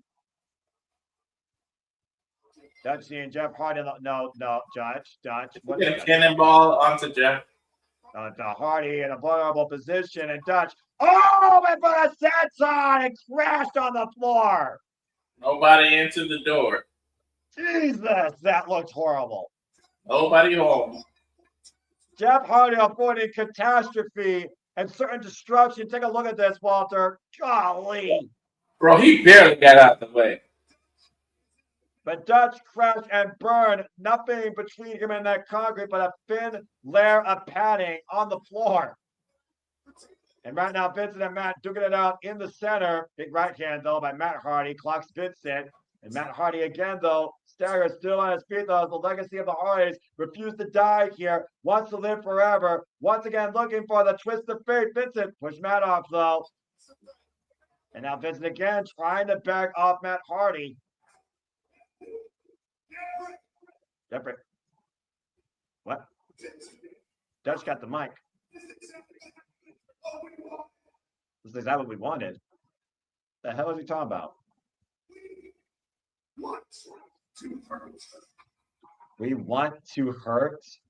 I think he's trying to bring a different out of Jack.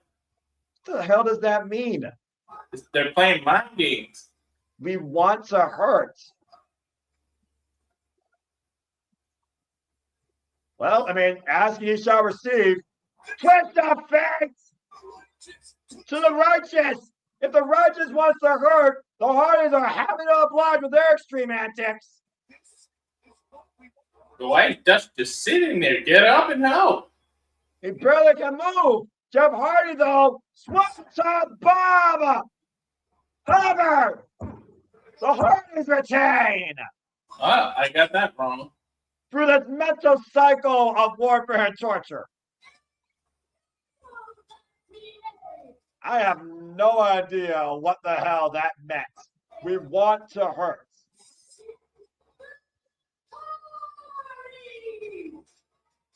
He's not letting letting Carlos get to the tag title. That was the most bizarre way to accept a defeat I have ever seen. I think Charles is on to something. We're going to see an Ultimate Deletion match. You see Dutch right now holding the TNA Tag Team Championships. The Hardys as perplexed as we are. He's trying to take the towels, or is he trying to give them? I think the Righteous are kind of trying to recruit the Hardys. Is that what I'm so get at this? I don't even know what to think right now. Are they like trying to get the Hardys on their side? Do you want to see a broken Righteous? A seriously strange outlook here tonight at Genesis, as the Hardys are still TNA Tag Team Champions, which I guess is the most normal thing you could say about this first time ever tag encounter. With Dutch's final matches prior to the finish, we want to hurt. I don't know if they want to hurt physically, mentally, emotionally, or psychologically. Either way, the Hardys are still TNA Tag Team Champions. But you see Dutch with that smile on his face and Vincent laughing. Dutch returning the titles to the Hardys. You almost feel like that the Righteous won the battle, even though maybe the Hardys won the wars at the reverse. I have no idea what to make of this. I think vice versa, bro. I think this is far from over, Noah. And I think you're right. It's a confusing moment right now. But to your point, the night's also still far from over. Of course, we still have our main event to come tonight, Texas Death Match. Mike Santana versus Frankie Kazarian for the TNA World Championship. And the Collier's shot holder, Nick Nemeth, is the special referee. Regardless, the Hardys will continue forward in this new beginning for now as the tag team champions of TNA Wrestling. Of course, Leon Slater, stuck in his home country of England here, was supposed to be out here to defend the X Division Championship. Of course, we did see Leon Slater recently on WWE SmackDown challenging Carmelo Hayes for the WWE United States Championship. Accepting the open challenge, as Carmelo Hayes called out one of the UK's best, and the young OG from the UK at 21 was having to oblige as Carmelo Hayes with that avalanche cutter out of the corner. The same way he won the title from the Dragunov, prevailed over the X Division champion. And you can't blame Leon Slater pursuing the opportunities that he's had in his young career so far, Walter. Oh, hell no, you can't blame him. And Javon are on the upward trajectory. Again, as TNA faithful, I'm frustrated and a little upset that I don't see the cornerstone of TNA, the brand that has defined a division with no limits here tonight, with the X Division Championship on the line. But it looks like he has a message to us. youngest ever X Division champion. Of course, the youngest ever X Division champion. Apologize to you, man, for me not being able to be at AMC for me on Thursday. Unfortunately, I'm not going to be with you guys tonight for Genesis. And it's something that's out of my control. It's something that's out of TNA management's control. But I do want to say, These international superstars do have issues with boarding planes and customs and everything. Yeah, that's true. First, Bruce Alexander goes. He will make sure those two guys will get their shot as soon as he's back. They got a Genesis to remember. Well, I commend Leon Slater for that because it sounds like regardless, we are going to get Moose and Cedric Alexander challenging Leon Slater for the X Division Championship, as that was originally what was on the card tonight. I was looking forward to this though, but whatever. Well, I mean, again, we do have this brilliant triple threat as we believe we will appreciate the return of Joe Hendry as we now have two former TNA World Champions here tonight against the prime Cedric Alexander. The first of these three men collide tonight at Genesis. Say his name. I believe in Joe Hendry. I believe in Joe Hendry. Do you believe? And I said that. United Canada and Okay. I'm a little bit happy, I guess. I believe in Joe Hendry. Joe Hendry and teammate makes sense. I believe in Joe Hendry. Oh, man. Last year, Walter, it was Joe Hendry that became the viral sensation of the professional wrestling world, and he rose to where he belonged as TNA World Champion at this very stage, beating Nick Nemeth for the TNA World Championship and moving on to showcase it in NXT, in the Royal Rumble, at WrestleMania, before becoming an NXT superstar. So weird. This is NXT's Joe Hendry and TNA. Again, Joe Hendry, though, who has been making the world believe for the last 16 plus years of his illustrious career, where everyone truly believes. You almost could literally call this a homecoming of sorts for the most motivational man. The lights went out. Which means it's time for Cedric Alexander to enter in. And people saying their thoughts regarding the Righteous match. Darren's still disrespect. Shout out to Darren G. Good to see him in the chat. But Righteous should have won that, just in my opinion. And again, Charles, I do agree. Him and Camille Case did have an awesome match. I did think the Righteous was going to win, but you got to remember, that's only their first match in TNA. That's their first. Yeah, you're right. I'll give you that. You're right. And of course, Alexander joined TNA last year prior to Slammiversary and has already challenged Leon Slater for the X Division Championship. Once known as the Heart and Soul at 205 Live, former WWE Cruiserweight Champion. And again, Cedric Alexander's got to have the most pressure on him here as he is in the ring with two former TNA World Champions and the former X Division Champion. Yeah, Joe Hendry and him got no love lost between them. Moose and Hendry, most of 2025 are going at it. The system and Joe Hendry. I'll say, when freaking Joe Hendry was digital media champion, he's the one that, of course, brought out the comedy side of Moose when Dancing Moose was born. At that Hard to Kill, Moose beat Joe Hendry, and the decision was reversed when Santana Marella was introduced as the Director of Authority. Moose has never beaten Joe Hendry since. Moose. The face of the franchise, former TNA World Champion, TNA Heavyweight Champion, TNA X Division Champion, Impact Grand Champion, former NFL linebacker who left football to become a professional wrestler, and of course the man that challenged Olafemi for the NXT Championship last year at Roadblock. And of course, the guy that's literally ran TNA since those letters was brought to life with the system. And now, of course, this year we wonder what's next for Moose. It's now time to start building momentum, maybe towards TNA Gold once again. Remember, Moose wanted to put the TNA X Division Championship more over than the TNA World Championship. And based on the history the X Division title made while he was holding it, with Leon still becoming the youngest X Division champion in TNA history, it's hard to argue. I did like the way the custom way he made the X title.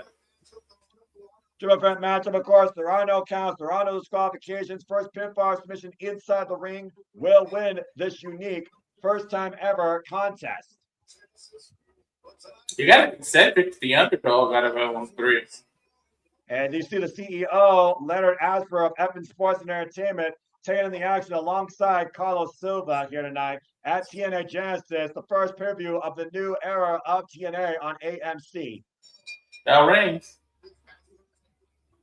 And right here, of course, we continue where we left off from this past Thursday on TNA TV to pay-per-view.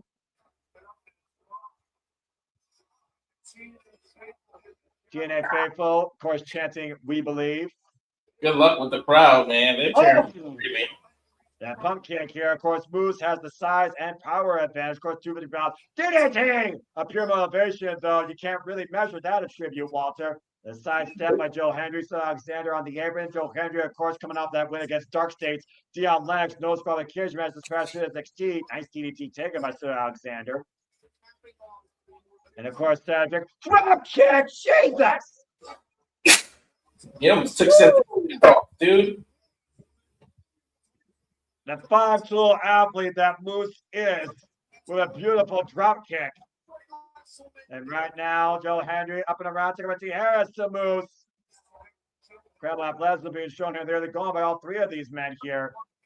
And right now, Joe Hendry catching Cedric Alexander. About 250 pounds of pure motivation on display with the faraway throw. And right now, wait for it. Hey, Walter.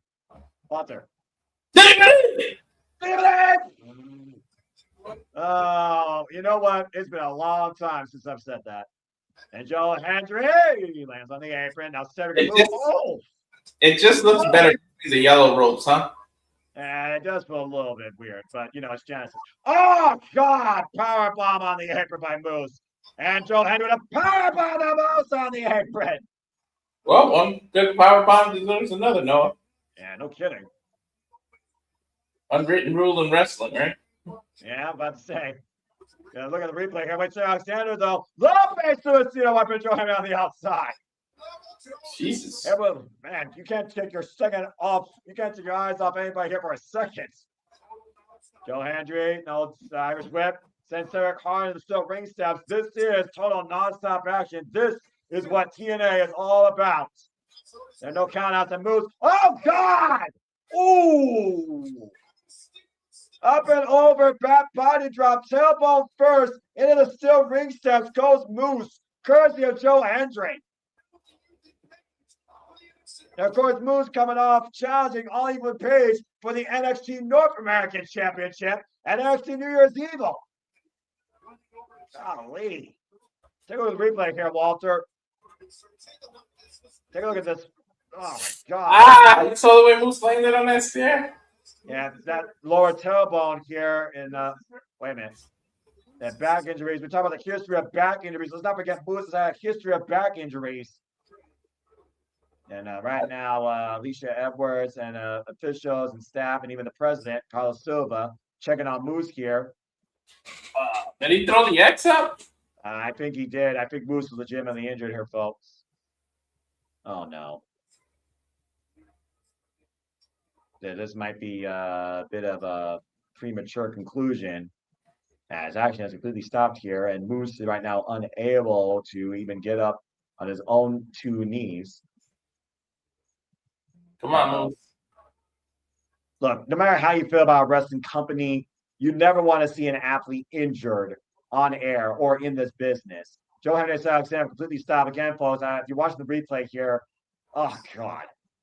Oh, my God. He welt. He did welt. I think ref's giving Joe Hendry some turn it one-on-one. He's giving him some instructions. But yeah, I think at this point it's going to turn into a one-on-one match here. I mean, again, these men were booked tonight, and actually got to continue here. We need a winner. So in the meantime, we are still cover here and roll up by Cedric gets a 2 count. Again, hopefully this is okay. Get to the midsection, hoist it up, going for the Olympic sandwich out of Kurt Angle. Arm drag takeover by Sir Alexander. Now Joe Hendry and Cedric rebound. German suplex here. Actually continuing once again, picking up speed here by the former Heart and Soul 205 Live, the Prime.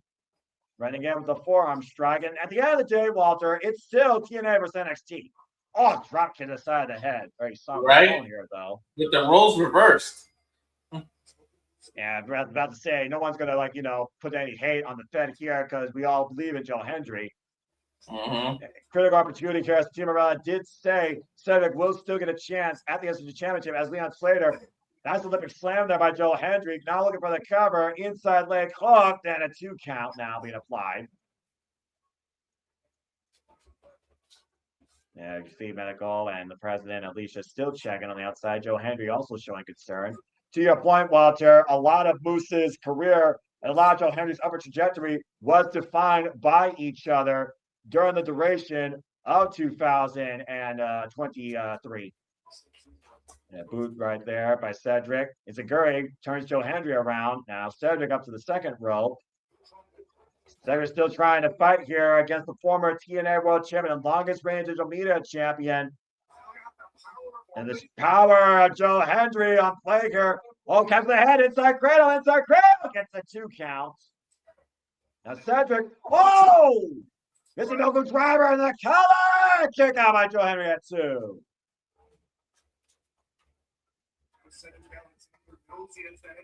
Yeah, so Alexander knows he has the advantage again. Cedric still looking over. Concern being shown here for the Self-Proclaimed Wrestling God here. And Walter, it looks like even the wind's been taking out your sales right now. You don't know what to think. I don't, but you know me, I'm multitask.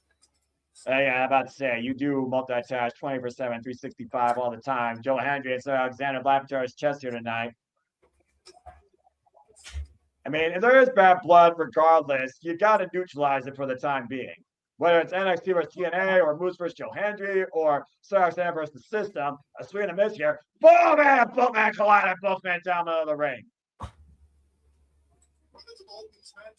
Granted, both these men focusing on the action inside, competing against one another, while we still wonder the state of Moose on the outside and the crowd trying to wheel Moose on. And Sir Alexander, of course, hasn't been part of TNA here for a full calendar year. Moose is to his feet. And again, Moose does not want to leave this match without a fighter brought into it. You see Cedric and Joe scouting Moose. Look at them. Look at Moose's face. He said, let's go. I admire the will and the pride, but I don't know how wise this is. Now, Hendry and Cedric both trying to take Moose on, and Moose blew his way back up to his feet. Oh, and a headbutt. And Moose hooking Joe Hendry for a Uranagi. Still got a small back. And a senton. And a kip up. How the hell is Moose doing this? I have no idea, but he searched from strength from another galaxy. If I was to say, it almost feels like he's trying to rearrange his spine with these moves. Runs in, and against Cedric gets the boots up. This is incredible. Moose drop kick. Are you kidding me? Credit where it's due for the heart and soul of the face of the franchise, fighting through pain here tonight at Genesis. Joe Hendry, though, front face lock. And Moose hoists it up, still finding back. I can only imagine how much his back is screaming in pain. Again, Joe Hendry able to hoist up Moose. The thing is, Moose's power is pretty much going to be voided with a back injury, man. That's so devastating. Yeah, think about how that affects your core as well. Not only can Moose maybe not lift it, he probably ain't breathing properly. And Can't Joe Hendry hoisting up Moose. Take his 6'4" frame and stand up straight, to be honest. He hasn't stood up straight since being back inside the ring, to be fair, though, Walter. He's been doing nothing but grabbing the small of his spine. Mm-hmm. Now trying to fight through pain here, putting Joe Hendry up on the top turnbuckle. You almost wonder if he may have put a vertebrae out of place. Is he going for a gut wrench? Oh, no, he's going to go for that hurricane. He does. I sense disaster. A superplex. But don't forget, Cedric's on the other side. Superplex! God! Rose right through Joe Hendry, the hoisting up Moose. This is madness. Stollenberg drop. Frog splash. But Cedric on the air. Cover. Press the far leg. No! I told you, don't forget Cedric was strict on the other turnbuckle. Holy hell, you gotta be kidding me. These three are bringing it. I didn't expect this. This is what TNA is all about. It was counter for counter for counter, power move for power move for power move. Alexander with a great poise to go in for the splash out of the bat, being the whole damn show for a near fall. And The weak link now, I thought I'd never say this in a match, but the weak link now is Moose just attacking back right now. And right now, notice again, Moose still favoring his back, unable to stand up straight, trying to run inside to Mr. Alexander. Back first goes with the turnbuckle, goes trying to hoist Cedric up and over, lands on the apron. Oh, catching moves with instant Guri. So he barely picked up Cedric. But meanwhile, Cedric might go to hell! Flashy with the powerbomb by Moose to cover. Shoulders are down. Now the shoulders are down. 2 count kick out. That slight hesitation and not having the shoulders down might have saved him. But Moose couldn't effectively pin either. Look. Yeah, take a look at the replay to your point. Look at the way his boot was underneath the left shoulder of Cedric at first. That man gives Cedric the moment he needed to kick out of that hole. Oh, but palm strikes here. You think about everything Moose has accomplished here since being part of TNA since 2017. Remember, this man was first brought in with the miracle Mike Bennett as an enforcer. This is your site, Noah. I'm about to say, do you believe? Not that shop here. Do you believe or do you trust the system? And Moose right now trying to pick up speed off the ropes. Joe Hendry, pop-up powerbomb! Devastation, cover 2, no! How the hell is Moose still fighting in this? So, I don't know where you got that strength from. Sir Alexander nowhere to be found by the way to break up that cover. That was just pure will by Moose to kick out of that powerbomb. Again, how motivated is Joe Hendry to be home tonight, back home tonight in TNA? And yeah, well, I don't think Sarah believes. Step by driver! Cover from Xander! Kick out to by Joe Hendry. Can that go though? Immediately transition into the STF crossface. Great awareness of Mr. Alexander, the bridge of the nose, that S-grip. Come on to the Freeman of Joe Hendry. Left arm trapped between the legs. Joe Hendry nowhere to go. Will Joe Hendry tap? Do you believe in the prime of TNA? Now reaching back even harder.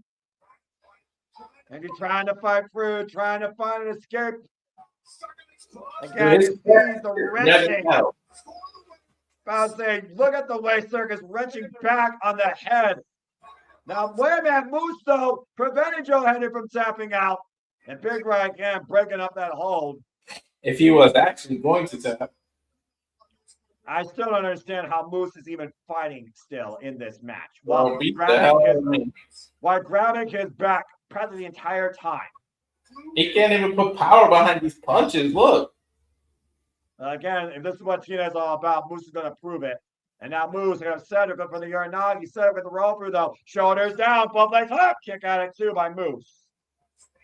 Moose staying in this fight. Sunset flip reversal. Cedric with the high stack cover. Now hoisting up Moose. Alexander! You got to be kidding me. Touch the arms! Style Clash connects! Why is everyone doing style clashes? Because it's phenomenal! Cover! 2! No! But you're making the move look weak if you're not going to finish people with it. Here it makes more sense, though, for 2 reasons, Walter. AJ Styles was the first ever X Division champion. And when it came to TNA, this was the house that AJ Styles built. Yeah, it truly was. There was nothing more synonymous with those 3 letters than AJ.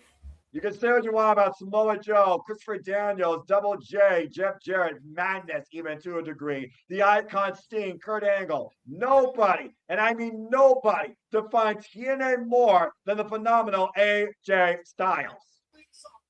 And you see right now, Sir Alexander trying to light things up here tonight. And again, Moose still refusing to leave his feet. Now, set up the ropes. Oh, resident boot. So they're trying to pick up speed again. And watch out where Moose having a lariat. He landed on his neck. And again, Moose, though, still not completely down, though. Cedric, though, might see Moose from position off the second rope. Oh, coming out a spear! Back press. Hit the front leg. No! Are you fucking kidding me? This is the biggest comeback from behind that we'll ever see as of late in TNA wrestling. If Moose Bro, if Moose wins, that would be an ultimate come from behind. Moose should be the freaking TNA champion. Blank. Wouldn't be the first time. And of course, Moose has been on a losing streak as of late. So imagine Moose starting the new year, the new era off with this win, looking for the spear, but unable to follow through with the damage done to the back. And right now, might be signed for Cedric. Lumbar check! Backstab over the knees, but Joe Hendry looking up Cedric for a standing ovation! Hendry with the cover! Joe Hendry wins! Why would Joe Hendry, who's from NXT, win this match? Unbelievable! I would never thought I'd say this. I'm a little disappointed that it's Joe Hendry that won this. No, I know you're going to be what, but I believe this is a huge upset in the making. Take a look at the replay here. Sid Alexander off the second rope looking for a springboard cutter. Moose come out midair with the spear. Was able to kick out, and then Cedric finally hit the lumbar check on Moose who rode the outside, while Joe Hendry came back inside. And as soon as Cedric turned around, he believed he got caught by a standing ovation. And Joe Hendry is once again motivating the masses here tonight in TNA wrestling. This got WWE politics written all over it. You got to make our guy look strong. I mean, again, you can say what you want, as some fans of the audience will agree with you, but there's a reason why Joe Hendry has been believed by both TNA and NXT. It might be a brighter year to come for Joe Hendry in and out of TNA wrestling, I believe. 1 year later, returning to the stage that ushered in his biggest, brightest new beginning in his wrestling career. Look over your shoulder. I'm about to say, I don't know what to think about that. Well, the TNA faithful still believe in Joe Hendry to a degree, as Joe Hendry will return to NXT. Side to side. I believe in Joe Hendry. Sometimes, Walter, when you currently aren't succeeding where you're at, you have to go home and find yourself. And Joe Hendry did that tonight. Good for him, though. I was just worried about Moose, man. And of course, we know that Moose and Cedric Center will get their shot at the TNA SMG Championship as soon as Leon Slater is back home. Well, now he can say he deserves a shot, right? I mean, you know, if the jury is out, you kind of got a point there. I would love to be in this Feast of Fire match. That's what I'm very curious about. And of course, we know Mustafa Ali will go one-on-one with Jeff Hardy. That and so much more for TNA Thursday Night Impact. All new this Thursday night, 9 p.m. Eastern Standard Time, as we usher in the new era of TNA wrestling. You get there's an X Division title shot in there. There was a World Heavyweight title shot, and then a fire, right? That's correct.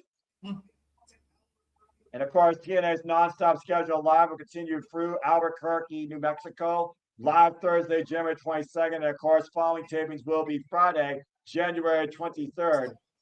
And then, of course, you see the Mega on Sale coming up. And of course, our nonstop schedule TNA coverage.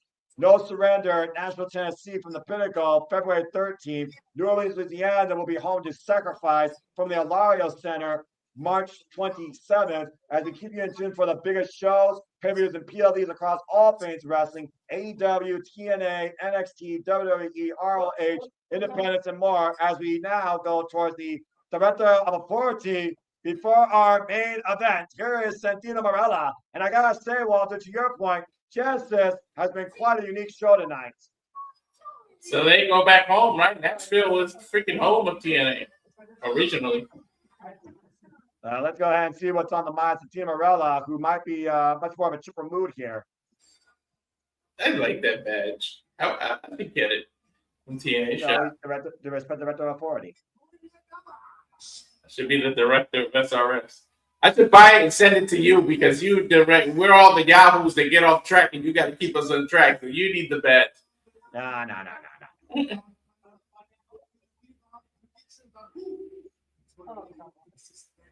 About to say, it looks like they're going to do the predictions here real quick with the kickoff panel. So, folks, again, as we prepare for this main event, let's go ahead and bring people up to speed. Flop Dower did beat Rich Swann in our opener. Rich Swann got a cricket win over Marcel Day. Probably will still never get a date. Let's call it what it is.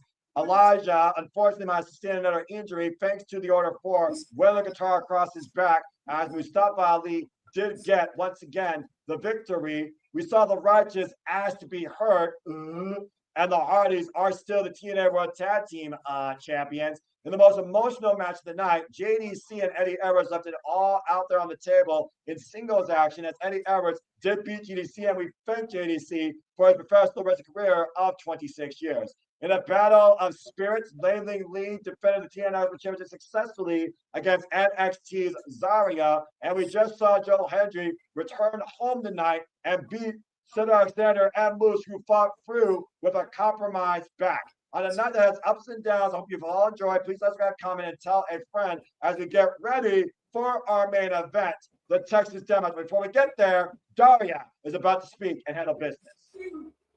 Shut up when I'm talking. Daria. And shut up when I'm talking. I don't think that's You're going to taking work. a page out of Miz. You know, my hand goes up. Someone's got a suit. For your prediction. Now we need to speed this up and get to the main event. Daria's face with his speed things up and get to the main event. When saying her to shut that up. Production, roll the tape. The crowd telling her how they feel, telling her to shut the F up. I'm not gonna lie, I like Daria. I like the fact she's like, screw that, let's get to the wrestling. I like this authority figure. Plus, I can always respect somebody that knows how to wear a suit.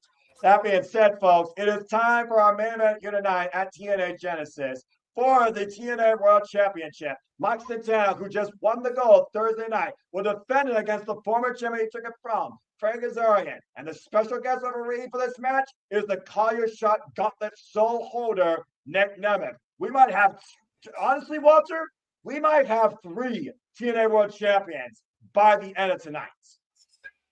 And right?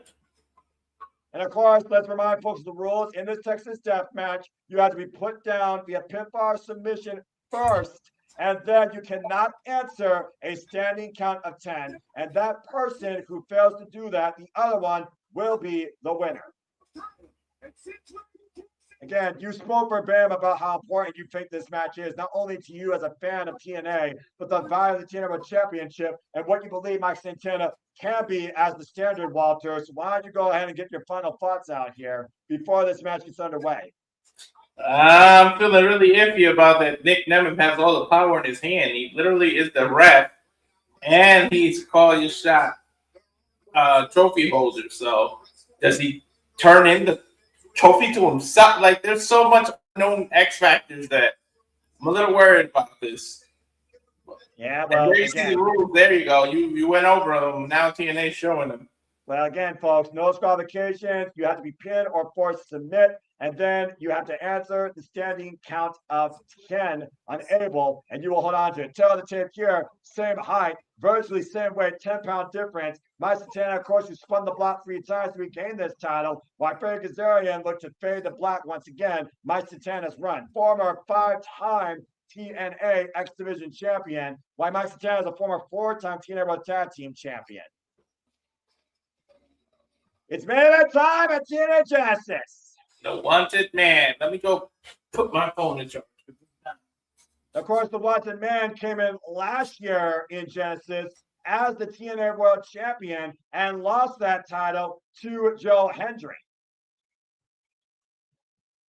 And of course, Nick Nemeth still holding the Call Your Shot Gauntlet trophy. He won that at Bound for Glory alongside Frank Kazarian, where they were both co-holders of that opportunity. Frank Kazarian is the only one who cashed in on it, though, after NXT Outcast injured Mike Santana after a match that allowed Frank Kazarian to get the advantage that night and launch Carlos Silva's private investigation.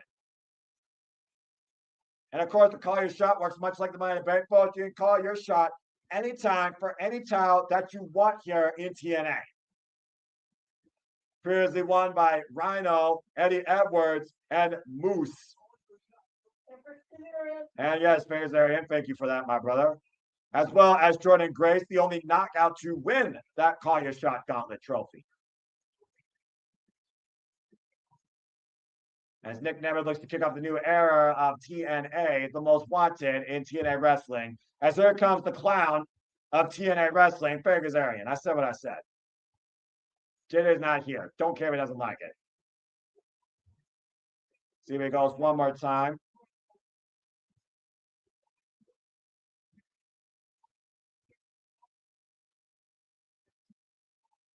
We're going to once again walk in as TNA World Champion. This TNA original that took over 20 years to finally win his first TNA World title, his first TNA big one.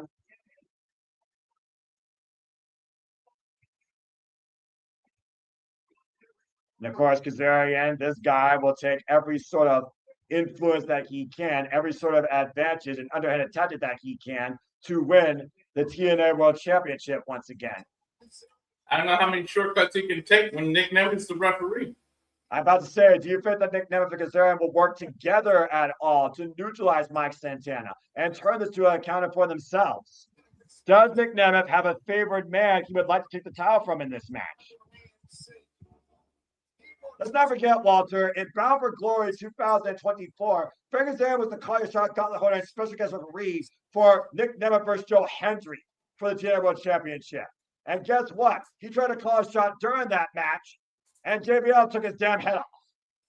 Nick Nemeth took a page out of Shawn Michaels with the damn referee outfit.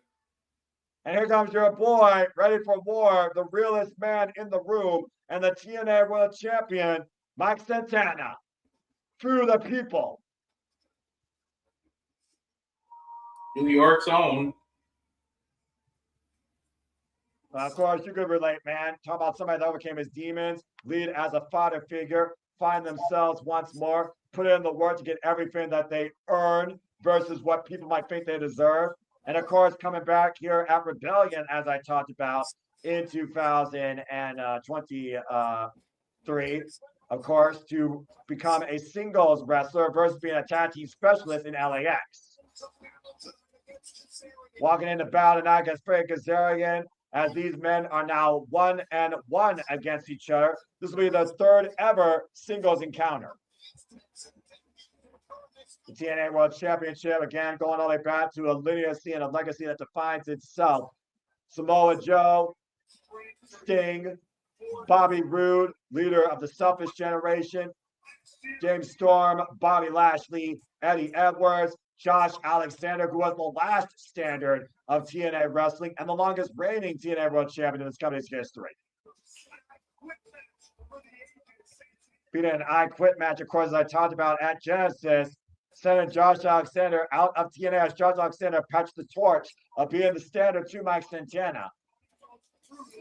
We talk about, again, how many violent wars Mike Santana has been through, including concrete jungles and street fights.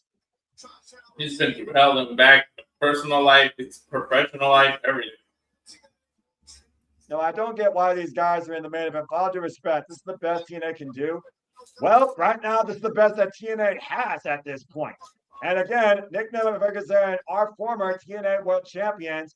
And Nick Nemeth walked in here last year as the main event. And Frank Kazarian, he wanted his rematch. Santana Marella, he demanded that it happens here tonight under extreme means. And Mike Santana wants to be the new standard. It's one of those things you got to take a chance on someone new versus relying on somebody that's old. And I think it's just a matter of opinion. I respect you for that. Mitchell, take it away with the introductions. I personally love Santana.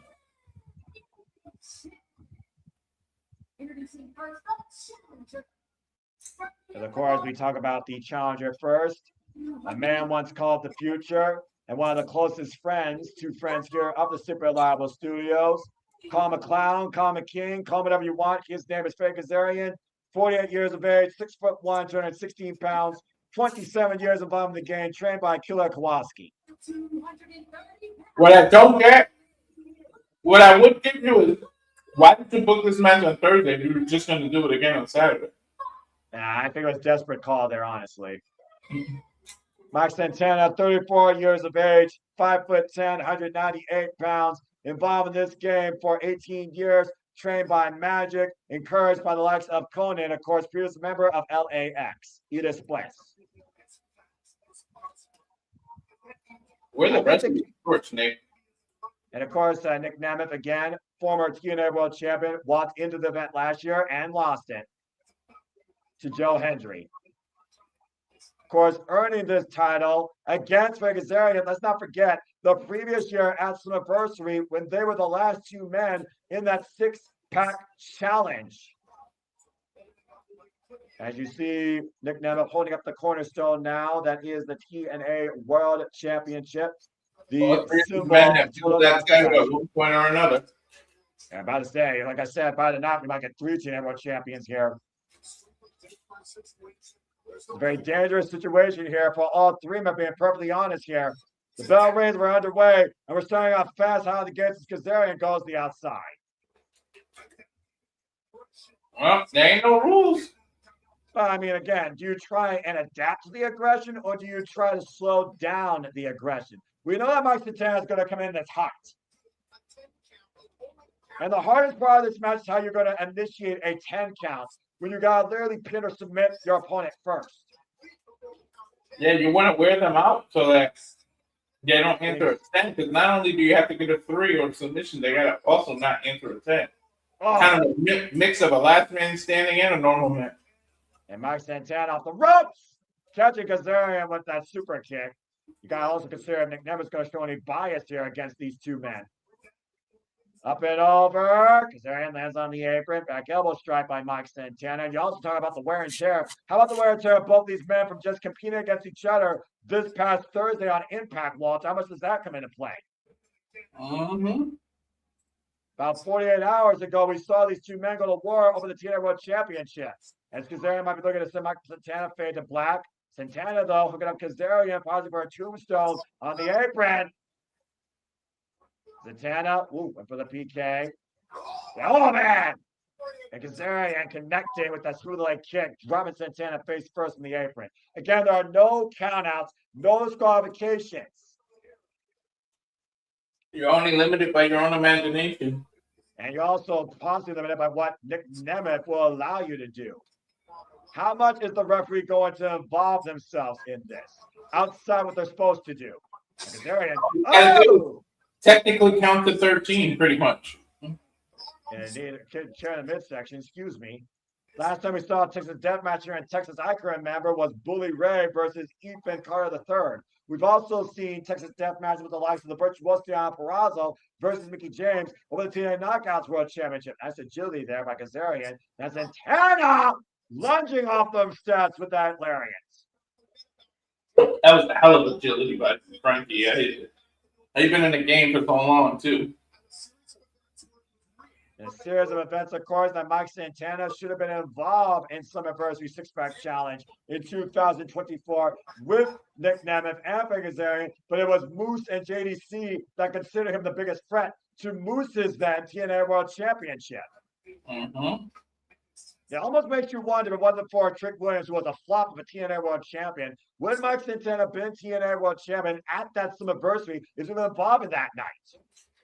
That's a good question. Oh, the big boot by Kazarian. Again, folks, if the competitor cannot stand by the count of 10 after a decision is rendered on them previously, then they will lose the TNA World Championship, and we will have our winner. Mhm. Mike Santana right now with the chair while Kazarian is wedged between the guardrails here. Oh, this ain't gonna end well. That's not a good place for Frankie. And Santana right now might be taking a little bit of time here, listening to the people. Kazarian in full position, step up, cannonball, squishing Kazarian. Oh, Frankie. How about picking up a 6-10 split? He might not even be able to answer a 10 count now if he wanted to start it. Well, again, Nick Nemeth, he can only continue the match. He cannot stop it. Let's keep that in mind. There's a cover on the outside, falls count anywhere, and a 2 count. So far, Nick Nemeth has shown no biased nature here in this bout. He kept saying he was going to call it down the middle. He kept showing that. But again, how much does this play the advantage of Nick Nemeth? Knowing if these two beat the crap out of each other, it makes him a more vulnerable target to call his shot. How much is that playing in the mind of Nick Nemeth here tonight? Probably a lot.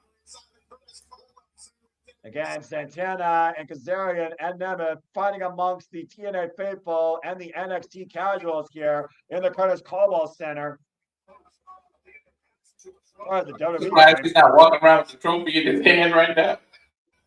Probably the WWE casuals here to a degree. Oh, face first goes Mike Santana into that trash can. You think about the fact that last time we saw the TNA World Championship on pay-per-view, Bound for Glory, half the audience left the building. Crowd on hand here tonight in full, though, for these three men. And the only thing that limits you here is your imagination right now. A knife edge shot by Santana Kazarian, and a big shot there by Kazarian as all three of these men are amongst the TNA faithful, the NXT and WWE Cavs on the outside. Santana going up to the higher levels. What the hell is this? I'll say, this is what you need. This is what happens when you go to TNA Wrestling Live. Oh! Get more of an interactive experience, unlike other places. Mm-hmm. What the hell is Kazarian? Again, this is really dangerous here because there's nothing out there but concrete. Might be looking for a superplex. There is no protectiveness. There's no mat, nothing. Again, this is a very precarious situation here. A big headbutt by Santana to Kazarian. And now Mike Santana scouting Kazarian. Does a big axe handle. Wiping out Kazarian and himself. He landed a little short, man. And about to say, I'm not sure if that benefited either man on that part. Referee Nick Nemeth checking on both champion and challenger here.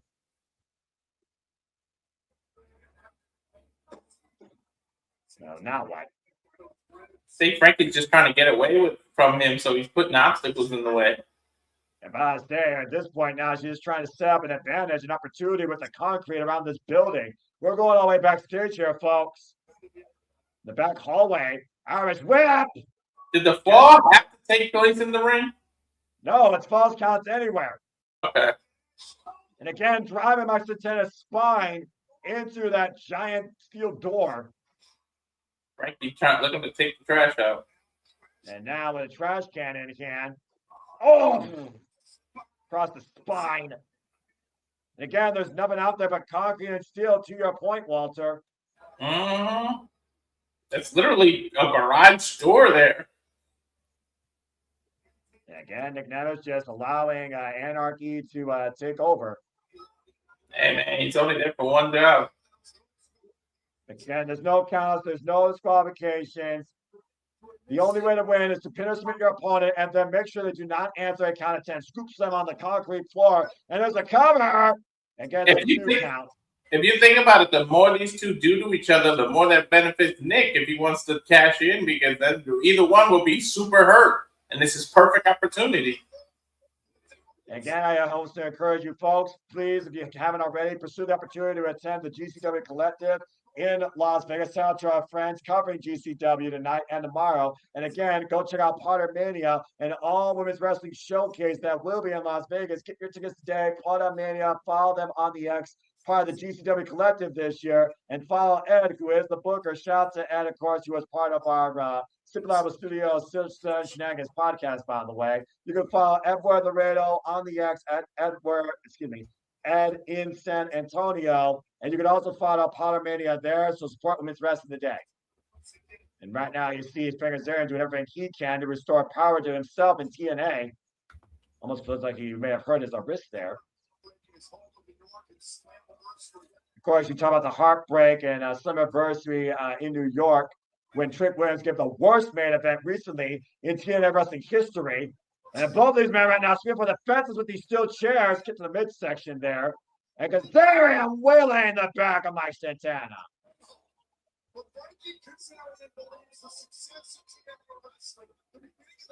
The fact that Frankie Kazarian believes we're only here because of him shows how egotistical this man is versus all ego even Page.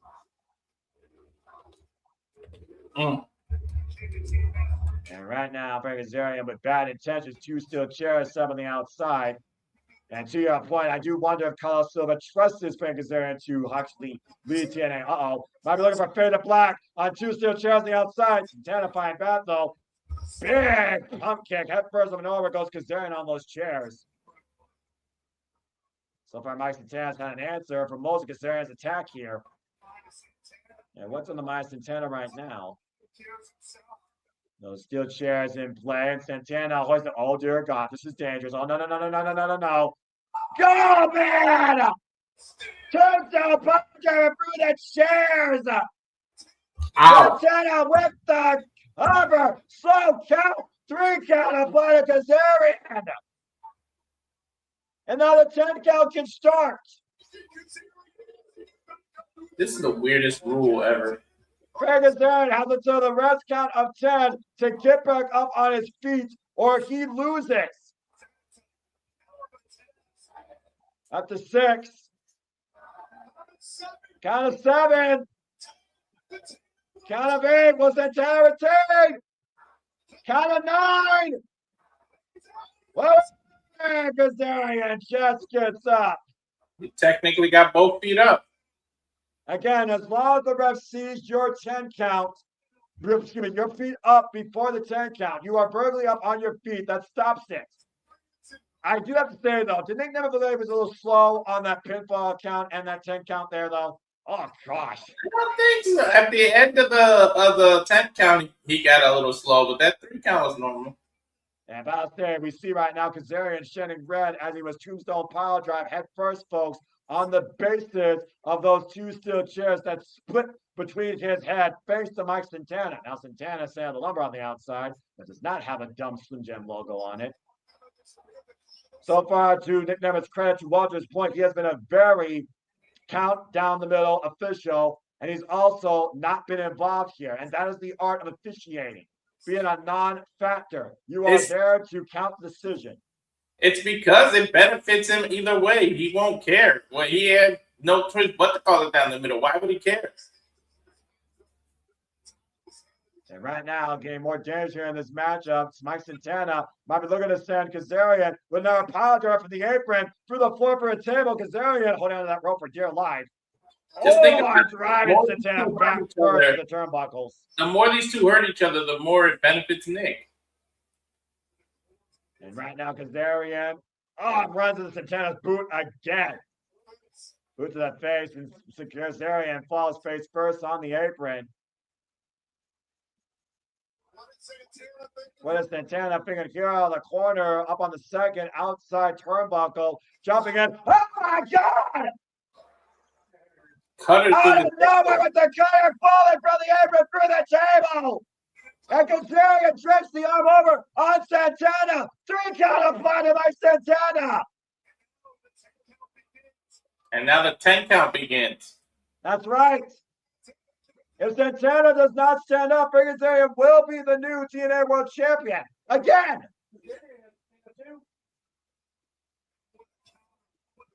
And right now, Kazarian also is at risk. This could be a double count. Kazarian doesn't get back up to his feet right now. If a double count happens, Santana will retain. Referee's at 7. And Kazarian using the apron to get back up to his feet. Count of 8 right now, Santana. Count of 9. And Santana back up. Oh, but Kazarian with the knee in the back, driving Santana on the steel ring steps. Kazarian somehow willing himself back into this. Take a look at this, Walter. What a mess. Golly. Damn. Jumping into that cutter, catching Santana on the way down and driving him down for the table to the floor. Dude, he got all of it, too. Crowd chanting F.U. Kazarian.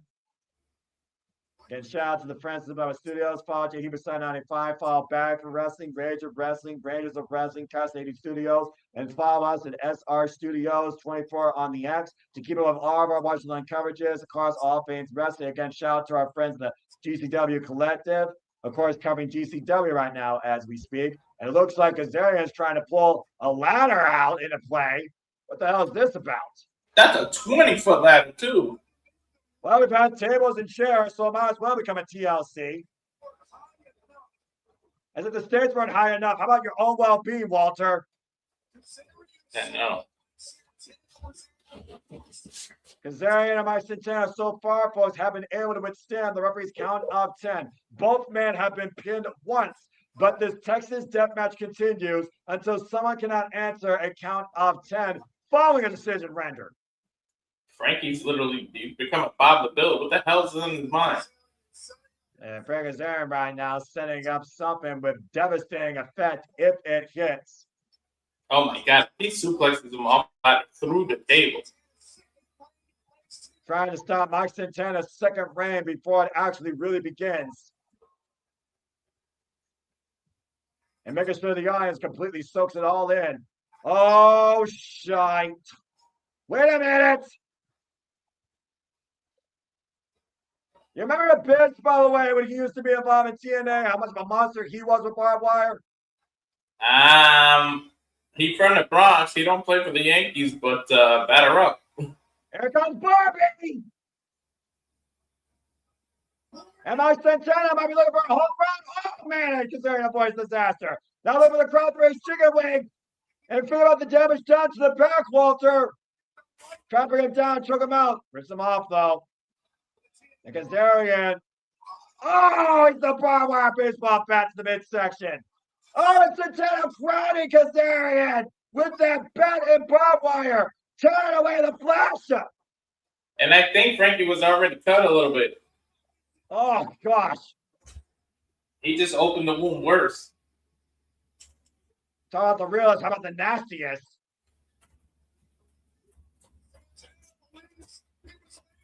Santana believes he was made for this to be the standard of TNA wrestling. Down goes Kazarian with a Mizunoku driver.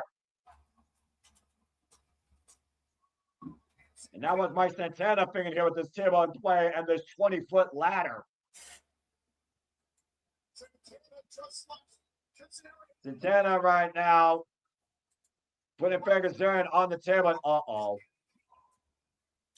To become the standard of TNA, how much are you willing to sacrifice to show no surrender, to prove that you are the one bound for glory, to take this place against all odds, and to move forward on what was your turning point last year? Oh, dear God. Mike Santana high above the audience from the top fill, Latino Ying. Santana big freaking choking! Frog splash for Kazarian for the table of the ladder. The cover. The Kazarian gets out. No 3 count. No 3 count.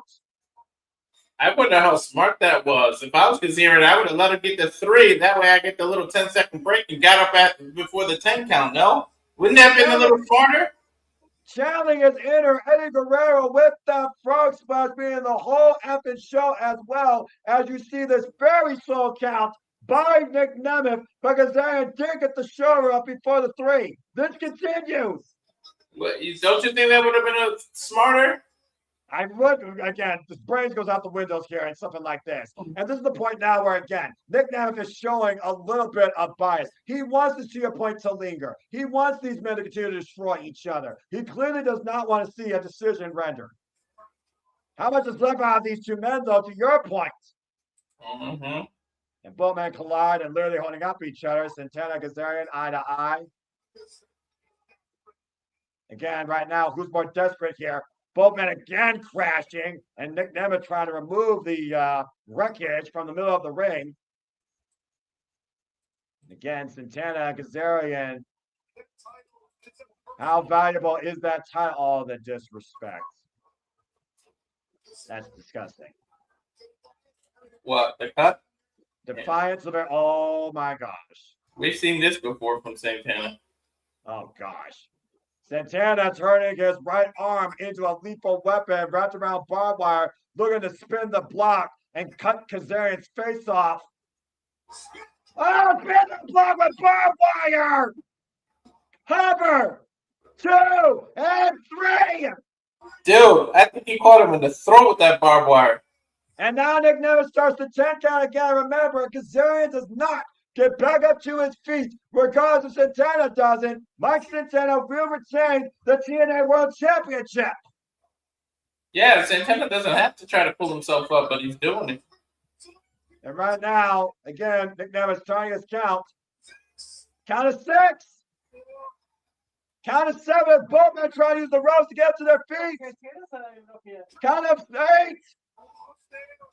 Almost Nine. there. Count of 9. Oh, Chad! He didn't do it! Count of 10, he didn't do it! He slipped! He slipped! He slipped! His feet were flat on the ground and then he slipped, Noah. Exactly! Unable to keep the vertical brace, Mike Santana is still TNA World Champion. Through hell and war and back, Mike Santana is still the TNA World Champion as Kazarian's hopes fade to black. Talk about putting yourself to new heights. You wanted to become the standard. You took that spot 1 year ago. Now, 1 year later, you end Genesis as the TNA World Champion. It's really over, though. Carlos Silva raising the hand of Mike Santana. Nick whispered something in Carlos' hand. If I say Nick Nevis holding up the hand of Mike Santana tonight. Look at this show. There's a danger zone! You knew that was coming. Danger! Danger! Danger! We knew it was a possibility. We wasn't sure it was going to happen during the match. I think, Walter, Nick Nevis knows what he wants to now after the match.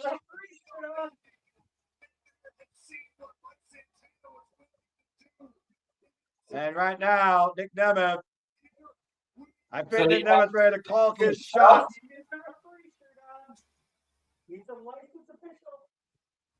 Well, he's no longer an official now, Paul. He's a competitor. I call for another referee. Of course, you can't count your own match. Is this actually happening? Uh-oh. Wait a minute. Oh, it's the block! I don't think it's official. The referee was running his way down, but he did ring the bell. It is not official yet. Once again, Mike Santana stops Nick Nevis from calling the shot and stands tall tonight, the TNA World Champion. Now I don't remember whether I put yes or not for the bonus.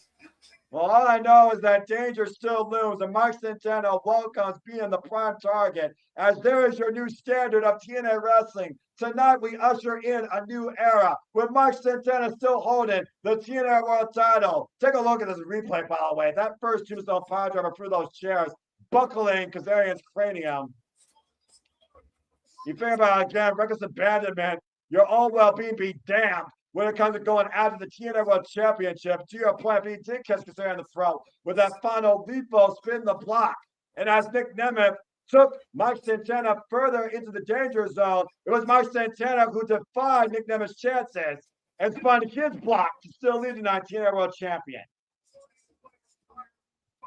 That's a warning fire. That's a warning shot fired to anybody who tries to step over Mike Santana's path of purpose again. Damn sure was a warning. Santana, however, looks to be the man to lead this new beginning as the face and the standard of TNA wrestling. Thank you for joining us tonight for our coverage of TNA Genesis. Mike Santana, the realist and still the champ. For Walter Cruz, I'm Noah Foster. We thank you all for tuning in, and we will see you shortly to take a short intermission in about 50 minutes or so for the Saturday Shenanigans. For now, make a positive impact in life. Walter, it was not a perfect pay-per-view, but that certainly was far more of what I expect from TNA Wrestling. And have a good night. We'll see you for Shenanigans or tomorrow for AEW Collision Retro Watch Along coverage. It's always a pleasure. It's always a great impact with all of you. Thank you again for tuning in. This has been TNA Genesis. Adieu. Walter, cut the damn feed. Whew. That was actually pretty damn good.